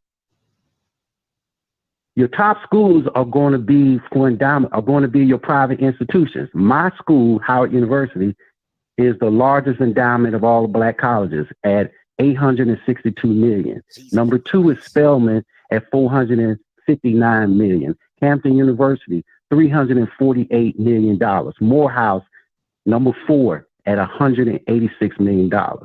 So we're not talking about the $50,000 or disparaging what you made. Hell, I made a phone call with me and Dr. Lori.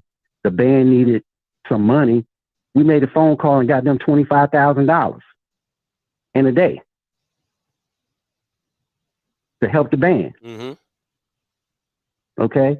So the monies you are talking about, the big money, we have to keep our eye on the prize, is that the alumni groups, all the folks from, they raise $50,000. That's what you're supposed to do. That's like the local club. That's like the person on the lemonade stand. Hey, I'm doing some chicken dinner, some fish dinners, and I'm raising money for the school. Give it to the endowment. But the real money, let that support the schools with the programs for Urban Edge Network, because people don't understand that there's levels to this game. If your endowment is low and worth shit, you're going to have problems for long-term survivability of your schools. So get your damn endowments up, okay? And you can check the records. What I'm saying is correct. So all the folks from the schools, the $50K to $100K is fine, but get that money for the endowment and let's focus on the real prizes, the media money, to get you millions of dollars. Grambling, and just like what Scotty said, Hugh Jackson can just make a phone call and get Hey, I need a new scoreboard. Done. I need to travel. Done. Okay? That's what we're talking about. A phone call, and then a few days later, you got what you need. Not waiting 6 months to get $100,000 from a critical component for a program. That's only $555 a day. In the scheme of things, is okay when you're thinking small, but give that money to the endowment. But for the real operational things, go for the big money. And Scott, I'm not trying to call back again, but I'm trying to get people straight and understanding what is going on. Hey, no problem. Hey, listen, I see some callers on there. You guys can sit and wait for a little bit. I gotta finish. I still got some points I gotta make, so y'all can call and wait, and I'll get back to you. I'll probably give me about 5 or 10 minutes, and I'll get to you guys. All right. So I want to break down some other stuff, right? So you got the commissioner saying we're a super conference, right? Now the GCAC has 8 schools. They just reported that each school got $350,000. Now, this is a conference that has no football. That is a NAIA, I believe. Each school got $350,000. Now, if I was the MEAC, I would be calling the GCAC to see what they're doing. And this is from what? Baseball, basketball, and all their meet. Now, this is the NAIA. Now, let's reverse engineer this thing. 8 schools. Each school got $350,000. That means they brought in $2.8 million with no football. Right? I'm confused. How is a conference making $2.8 million? They don't get the eyes. Half of you Bamas in the chat can't even name all 8 schools. Half of you Bamas can't even name 8 schools in the GCAC. No, this is athletics. This is their distribution from the conference, right? So make that make sense. This is a distribution from the conference. So what the conference has brought in $2.8 million, and they distributed $350K to each of their institutions. Y'all making a lot of excuses.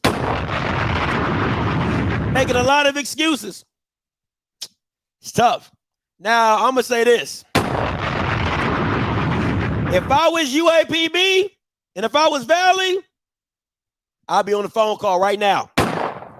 Hey, what's good? What's good, commish? What's goody? Hey, I know you said y'all don't got football. I know this. But let us come in here, right? Let us come in here and let us turn it around and let us get this money. Let us get this money, right? Let us get this moolah. I would love to see the last distribution where Valley or UAPB got $350K. I would love to see that. Maybe last year with all the Dion stuff, they probably got that. I would love to see that. But just some more facts, right? $2.8 million for a GCAC. I need to know what the MEAC bringing in. Matter of fact, let me see if I can find their. Let me see. MEAC nonprofit. Let me see what the MEAC brought in a couple years ago, and see what that looked like. That pro. Yeah, here we go. Let me see.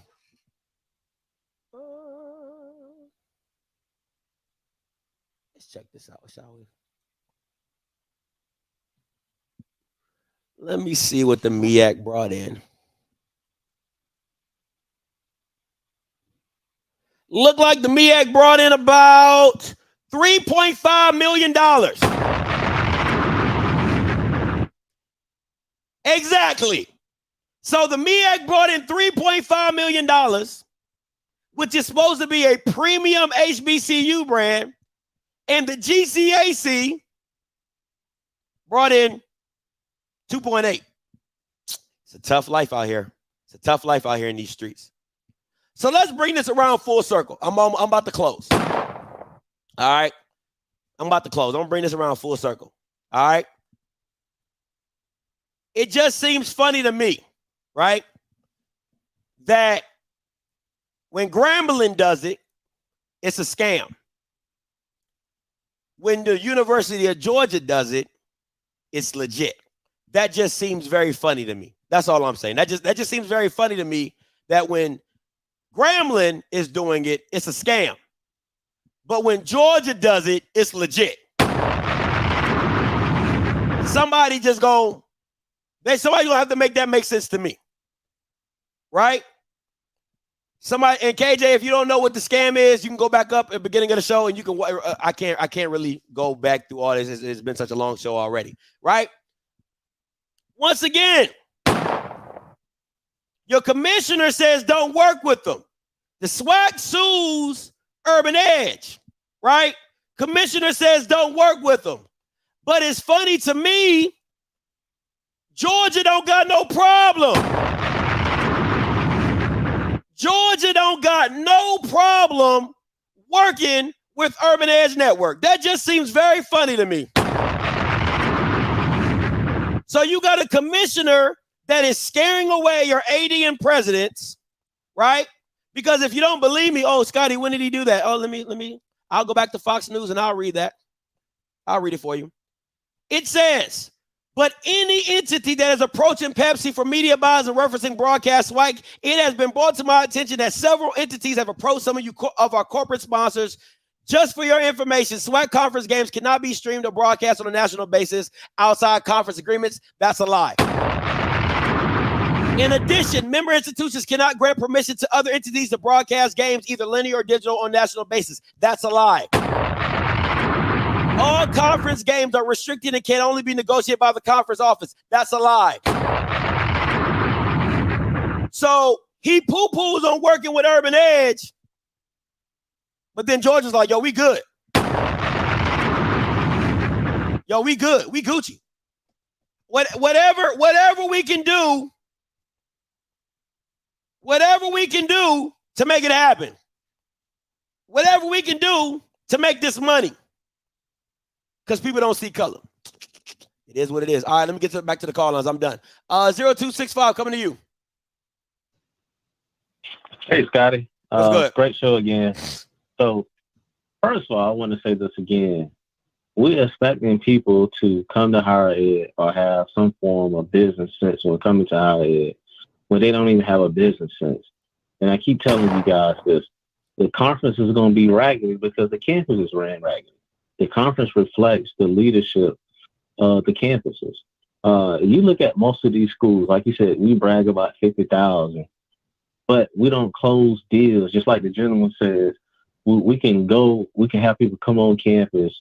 We could have them come on campus and pitch ideas and want to give us checks. But some people don't even answer the phone. They don't close the deal. That's real.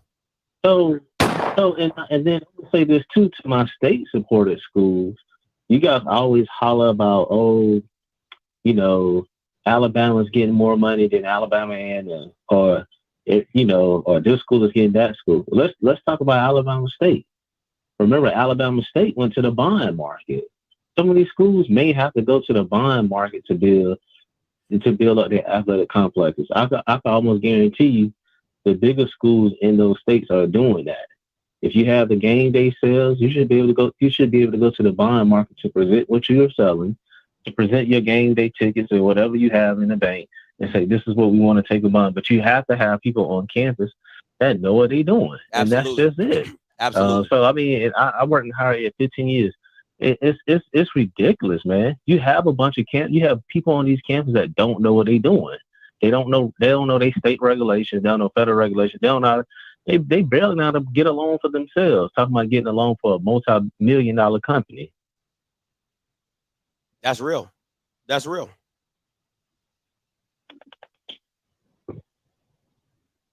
Anything else, sir? Oh, that's he hung up.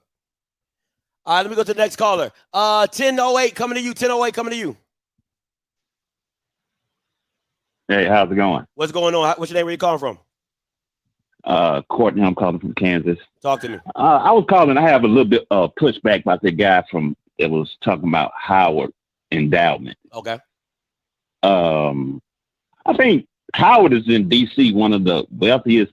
Around one of the wealthiest areas in the United States, and being close to the federal government, of course they're gonna have a large endowment. It's not like if they was in the southern states and some of the poorest areas of the country, the endowment would be different. If they put another school in that area, of course their endowment will be a lot larger.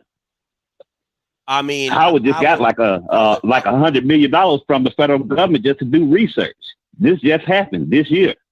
So of course they're gonna have a leg up on all the other HBCU schools. Sir, you have to make it to a certain research level to get that. The government just they tier one research. I understand. Okay, so you got and you got Hampton, which is in Virginia, which is definitely the South. They have a high endowment. So what's their excuse? I mean, I'm confused. Like where? No, I'm talking about deep South, like Mississippi and Alabama, Arkansas. That is an ignorant statement. No, you get what I'm saying. Deep South. No, that's an ignorant statement because if we want to talk about the capital of the Confederacy was in Virginia. So if we're talking about deep South, Virginia was the capital of the Confederacy. So what are we talking about? Did it move? What? Yeah, it was. I think it was the original capital, but then it moved.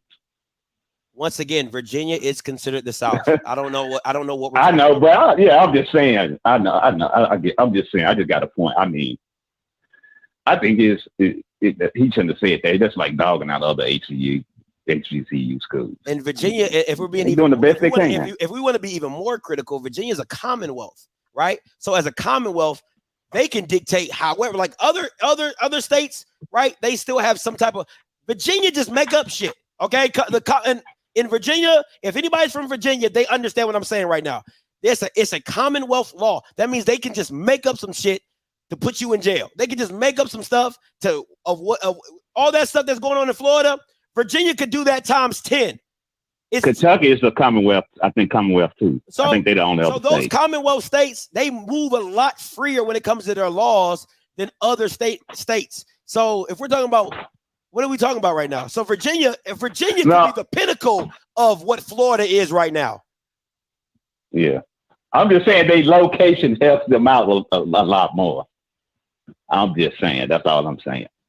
Okay. I know. And I agree with you and KJ when it comes to proximity to government. Because I mean, DC is a very they just got a $90 million contract to do research for the Pentagon. I mean, the Pentagon is listen. Howard still has to be in position to receive it. Yeah, they have to be a tier one university. Okay, I don't think that maybe it's only one other HBCU school that's a tier one university. I think it is. I can't know the exact name. Saying? So it's not like they're in competition. You know what I'm saying? I'm not saying they're only in competition with one other university. It doesn't help that they're in the middle of a government entity. I mean, it's like they're in the middle of the federal government. I'm not saying it doesn't help, but at the end of the day, like Howard still has to be in position to receive the money. Government is still going to have standards on how they give out that money. Yeah, I understand that. Yeah, they still have to be in position to get it. All right, man. Appreciate the call.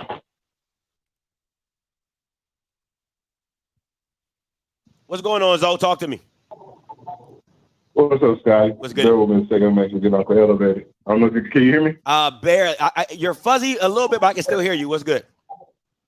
Hold on. I was calling in.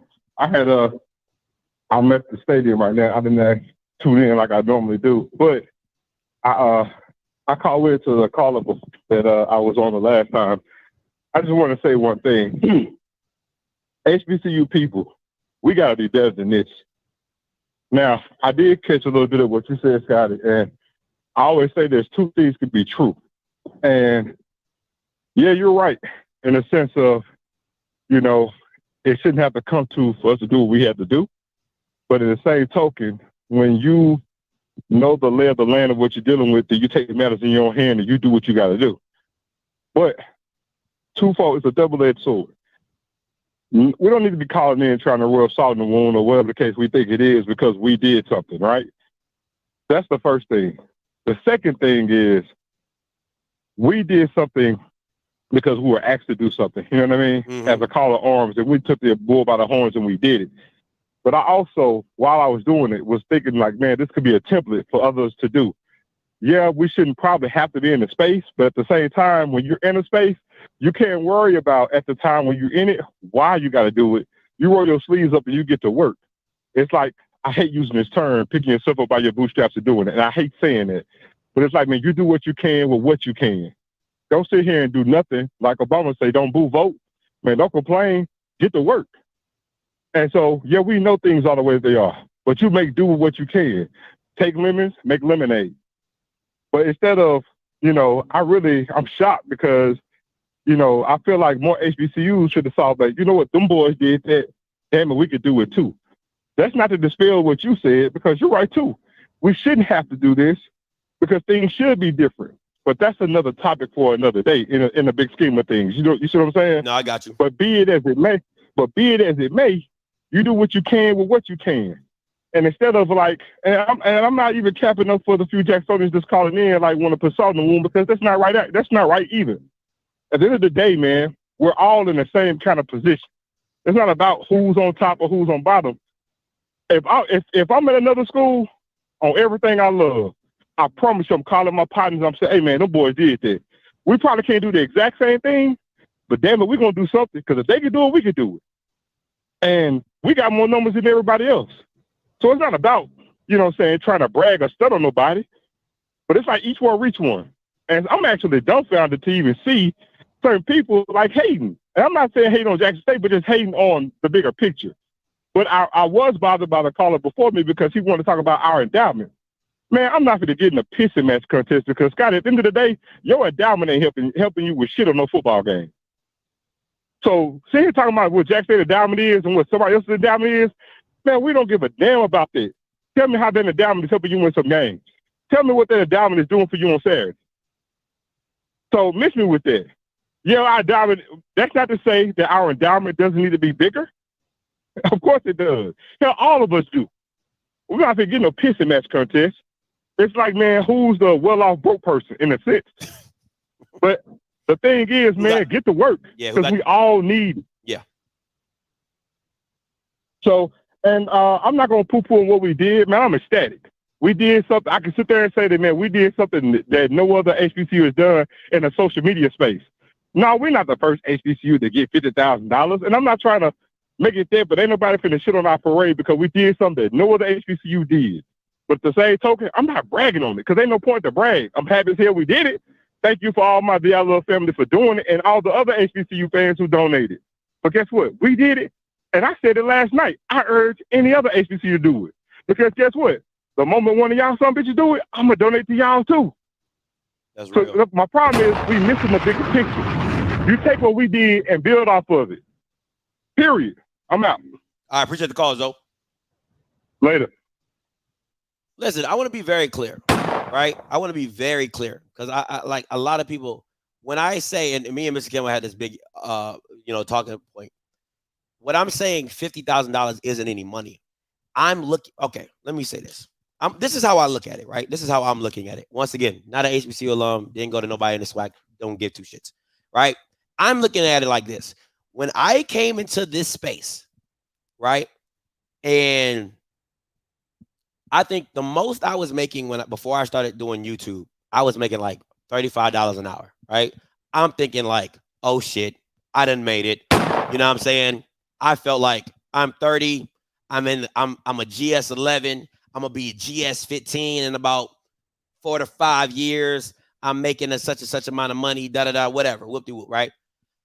I come into this space and you know the story. I'm not making that much money or whatever when I first get into YouTube.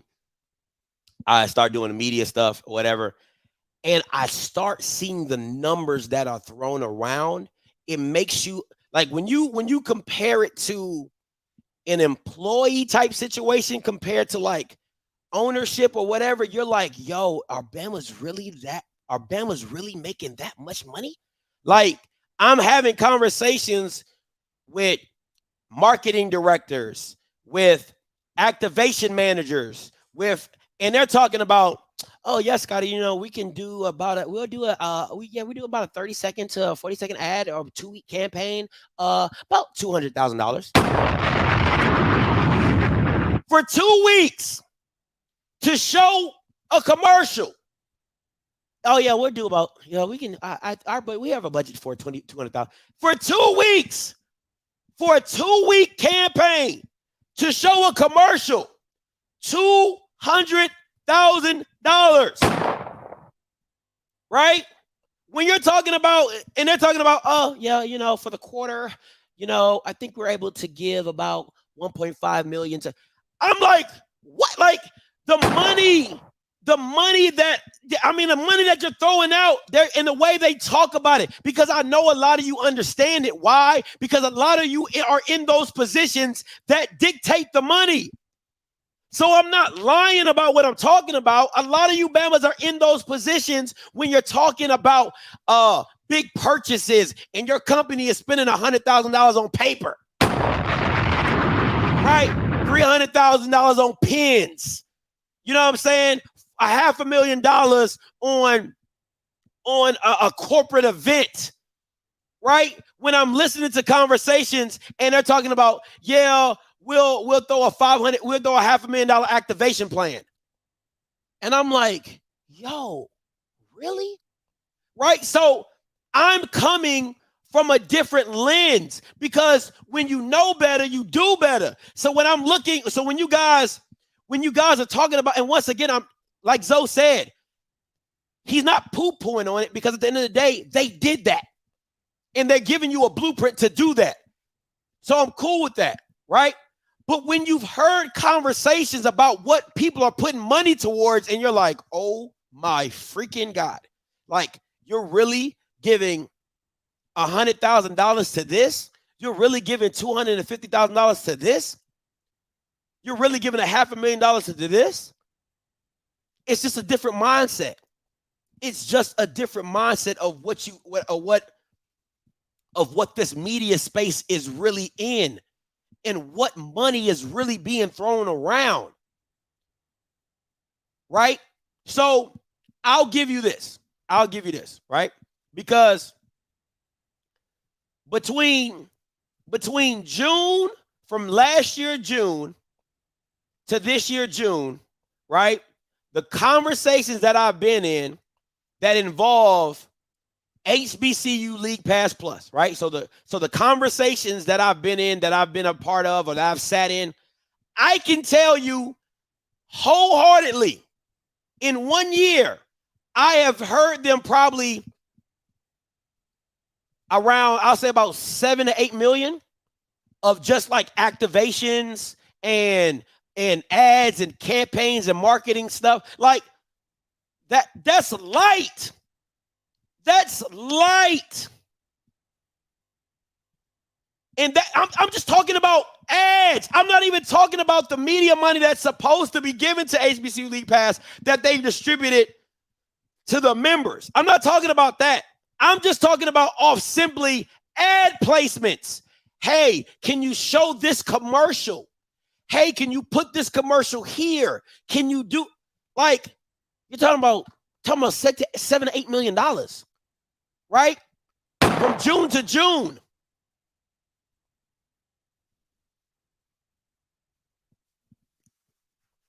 So when I tell you there is money to be made out here, when I tell you that there's money that is being tossed out, that the reason that you're not being a part of it is simply because the people in charge of you don't understand business.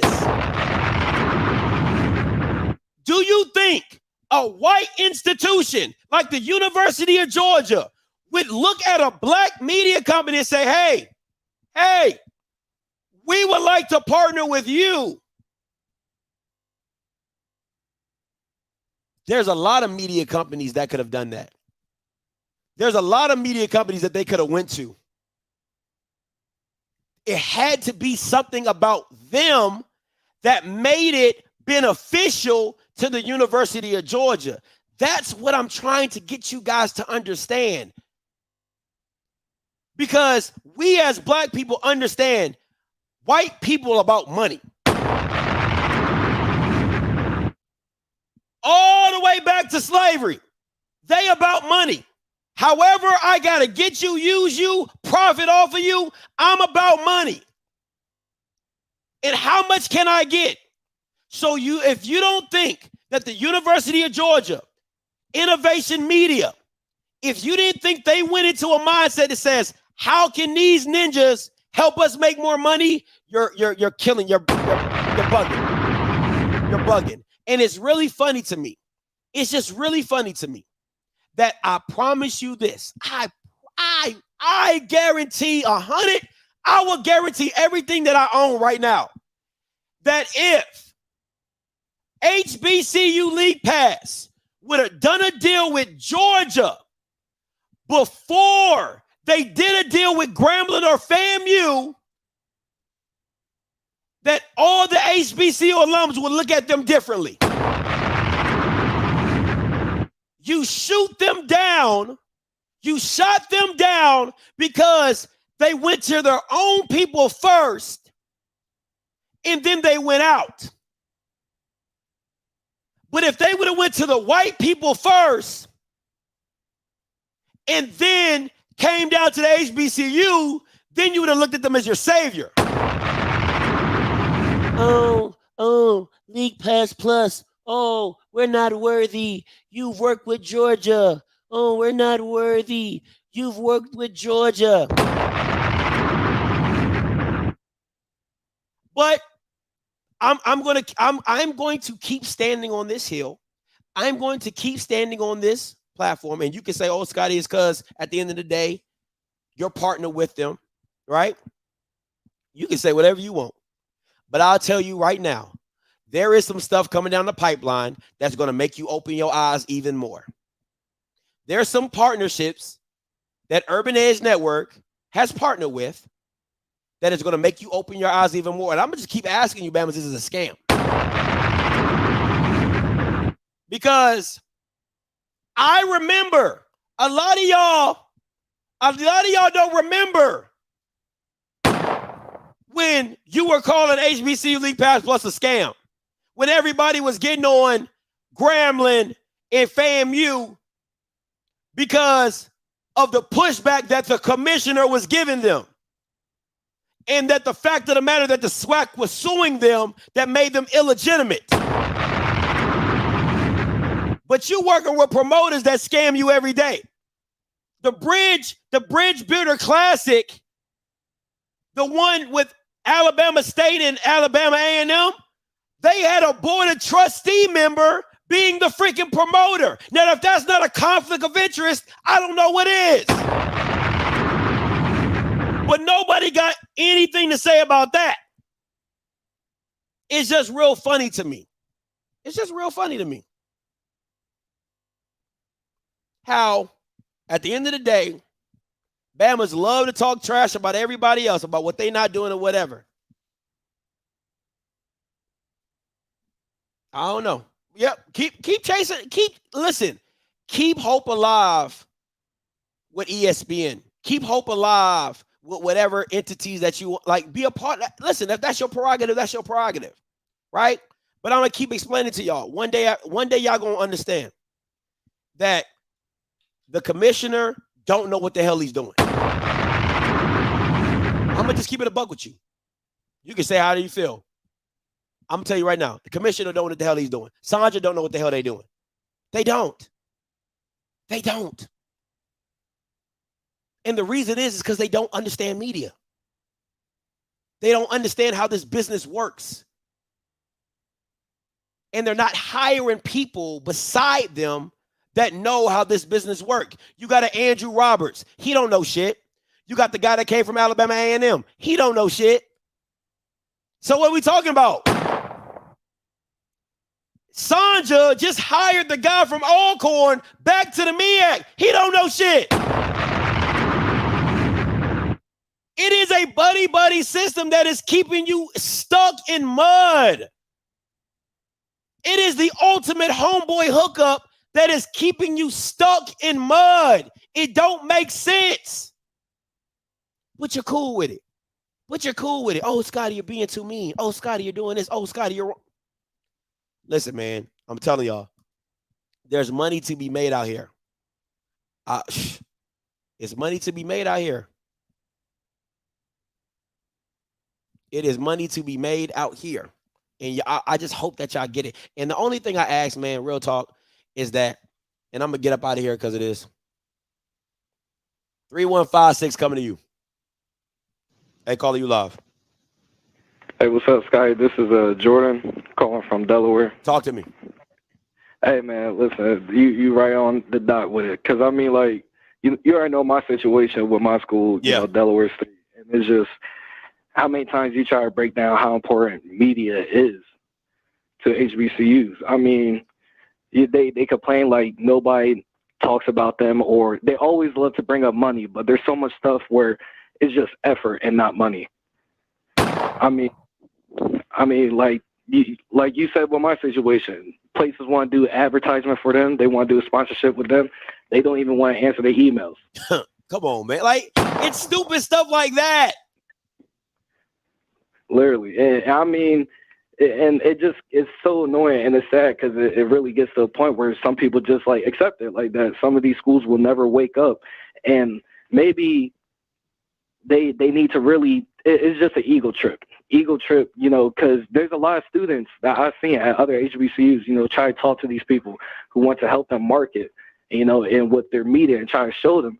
But it's almost like an ego problem where they don't even want to listen to anybody young. They want to keep, they're okay with where they at, and they shouldn't be, because there's so much more money to be made and so much other ways to just show off our great schools. I mean, it's ridiculous and it's sad, to be honest. It is. It is absolutely sad, and especially when the fact of the matter is like you ask, you have alums with these connections that can put you in rooms and open doors that they want for their institution, but people can't even pick up the phone. People can't even, you know what I'm saying? People can't even pick up the phone. People can't answer emails. People don't want to even get back to hear the pitch. Can you just hear the pitch? You know what I'm saying? To see if it works for your situation. Because there's nothing wrong with saying no. You know what I'm saying? If you don't, that's your right. But to not even hear the pitch, to not even understand, hey, you know, how can this benefit me? Explain that to me. Walk me through how this works for my institution. Right. And look, I'm gonna tell a quick story that I'm gonna get off. I don't know if this happened to any other school, listen, but probably these local businesses try to help out also. They you know, I feel like if you're a school and a lot of HBCUs are in these small towns, reach out to these local businesses. There's no reason why I can't walk across the street to a store nearby and there's no advertisement for the school. So there was a store, smoothie place, they made a deal with my school to market their program. They put in a bunch of money hoping that DSU will, you know, market them properly. Later on, nothing. Wow. DSU did nothing. And then when they called, you know, they were like, hey, we had a deal. You were going to market us. All they said was, we threw you on the flyer. Wow. And that was it. So local stores start to lose trust in these schools because, one, they don't know how to market, and they truly don't realize, even when people come to them for media, they don't want to do nothing with it. And I mean, it's wrong. It's wrong. We got to do better. Hey, appreciate the call, my boy. Listen, we might not be able to put all the schools in the boat. You might not. You could be. You're absolutely right. But I would ask, outside of Grambling, right? Who else are making money off media, right? So listen to what I'm saying to you. Making money off of media. What school in its entirety is making money off of media and impressions? Who else is partnering with major brands that are structured, like the brands are, like the sponsorships are structured correctly to where you're not having to meet a quota to get a profit, right? Because a lot, if you read a lot of sponsorship deals, they'll give you a percentage off, right? Texas don't get no percentage off. Florida don't get no percentage off. Florida State don't get no percentage off. Florida State gets free material. Florida State gets free gear. A lot of schools' deals are in a situation to where you have to, the first 100, you get 25% off, and then you get 35% off. Or if you meet a certain sales quota, you get an extra 10% off. That's how a lot of these sponsored deals are structured. And it might not be your school, but 90% of them are, 90% of the HBCUs are structured in that way. A lot of FCS schools, so let me not say that. A lot of FCS schools are structured that way, right? Montana State, I've looked at their contract. They're structured that way, right? So I don't even caveat that against just HBCUs. That's FCS in general. A lot of FCS programs are structured that way. Does it make it right? Absolutely not. But you got to know how to structure those deals to where you get what you properly deserve in terms of that. But that's it, man. Let me get up out of here because I gotta go pick up my kids from school. Too easy. Hey, listen, guys, until next time. And come on, man. I wouldn't apologize to no SWAC commissioner. Now, unless I did do something wrong, I would truly apologize. If I did something wrong, I would truly apologize. Why? They don't know nothing. And somebody said, there goes my Swac Media Day. I don't give a shit.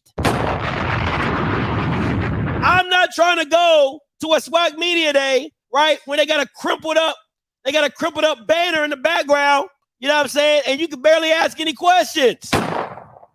Right? And you're gonna hit me with the,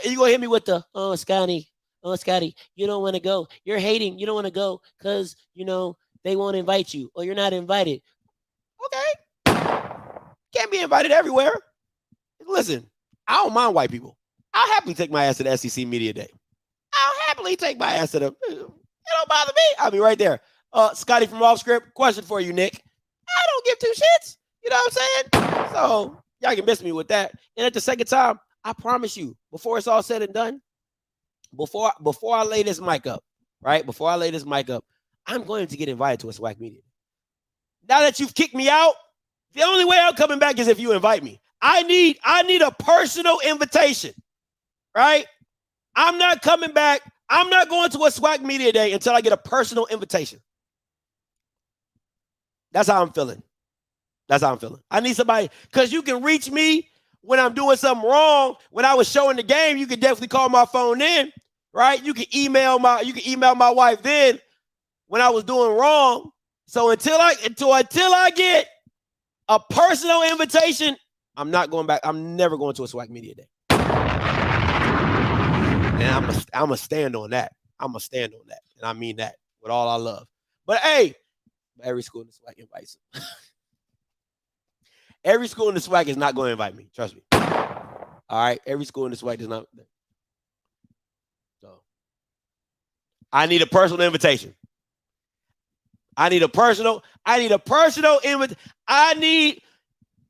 Dr. McNugget. If Dr. McNugget needs to invite me, he's going to have to invite me. Anybody new? If it's a new commissioner, he's going to have to reach out to me and he's going to have to make it right. Just that simple. That's how I feel about that. So don't ask me. So every year I'm on this mic and you ask me, Scotty, are you going to a Swac Media Day? Did they send me an invitation? I'm not signing up. I'm not going through that little Google ass sheets. I'm not doing none of that. I need a personal invitation. Okay? Andrew, because I know you be watching. Yes, you. I need a personal invitation. All right? Teach his own. Ooh, who should the new SWAC? I'm glad you asked. If I was a president of a university, number one, it will not be any current AD on staff. I want to make that very clear. Okay? The commissioner would not be any current AD on staff. Well, no, I do like Brian. I do like Paul from A&M. The only person that I would consider is Dr. Brian from A&M because he's an outside thinker, right? He's an outside thinker. No Ashley Robinson, none of them. Nope, none of them Bamas. Nope. Dr. Paul Bryant from A&M.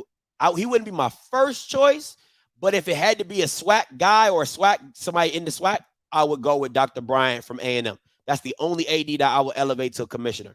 Abso-freaking-lutely. And the reason I like Dr. Kiki is this. She knows what she don't know, and she's willing to ask. She's willing to say, hey, I don't know this. Somebody come teach me. That's the one thing I love about Dr. Kiki. Dr. Kiki is all about innovation, all about new, where can we grow? How can we use the students to be involved?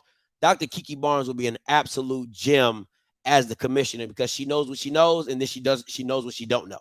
I love that.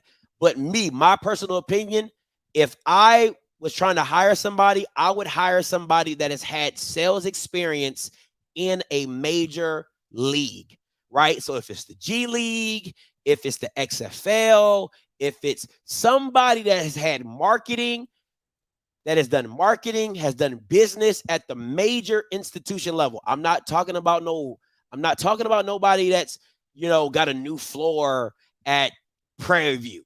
I'm not, or new field. I'm not talking about none of that, right? I want somebody who's worked in a major league, if that's AAA baseball, right? So they're like the VP of sales. If it's the VP of sales of like the Dodgers, or somebody that is looking to become a commissioner and willing to use the SWAC as a stepping stone. I'm cool with that. I am all cool with that, right? Because every job is a stepping stone to your dream job. It is what it is. Stop making the SWAC seem like it's somebody's dream job. It's not, okay? It's not. I want the guy looking to make moves, just doing it the right way. Because everybody on here is like, oh, I'm trying to use the steps. Anyway, so I would look for somebody like that. VP of sales, you know what I'm saying? Director of something, director of sales, somebody in a major entity or major market or a major professional league that has come down and is like, hey, I know the business of media. I understand what these guys are looking for. That's what I understand sponsorships. I understand how to get this. I understand how to garner eyes. I understand who to partner with. I have these relationships already. That's the type of stuff I would be looking for my commissioner, right? Because the other big Power Fives, they have the name, brand, and recognition already. So commissioners just don't got to F it up, and they still F that up. You know what I'm saying? So you need a guy like Dion that has connections. I'm not saying Dion would have been a great commissioner. I do think he would have been, but you need a guy that has natural connections that can disseminate it throughout the SWAC and it benefit the whole SWAC or the MEAC or whoever you're looking for. You know what I'm saying? Not my homeboy, he been in the system, he been my right-hand man. Like none of that dumb stuff. None of that dumb stuff. But yeah, that's it, man. Let me get out of here. I got to pick up my kids from school. Listen, until next time, you know what I'm going to do. I'm going to holler. God bless.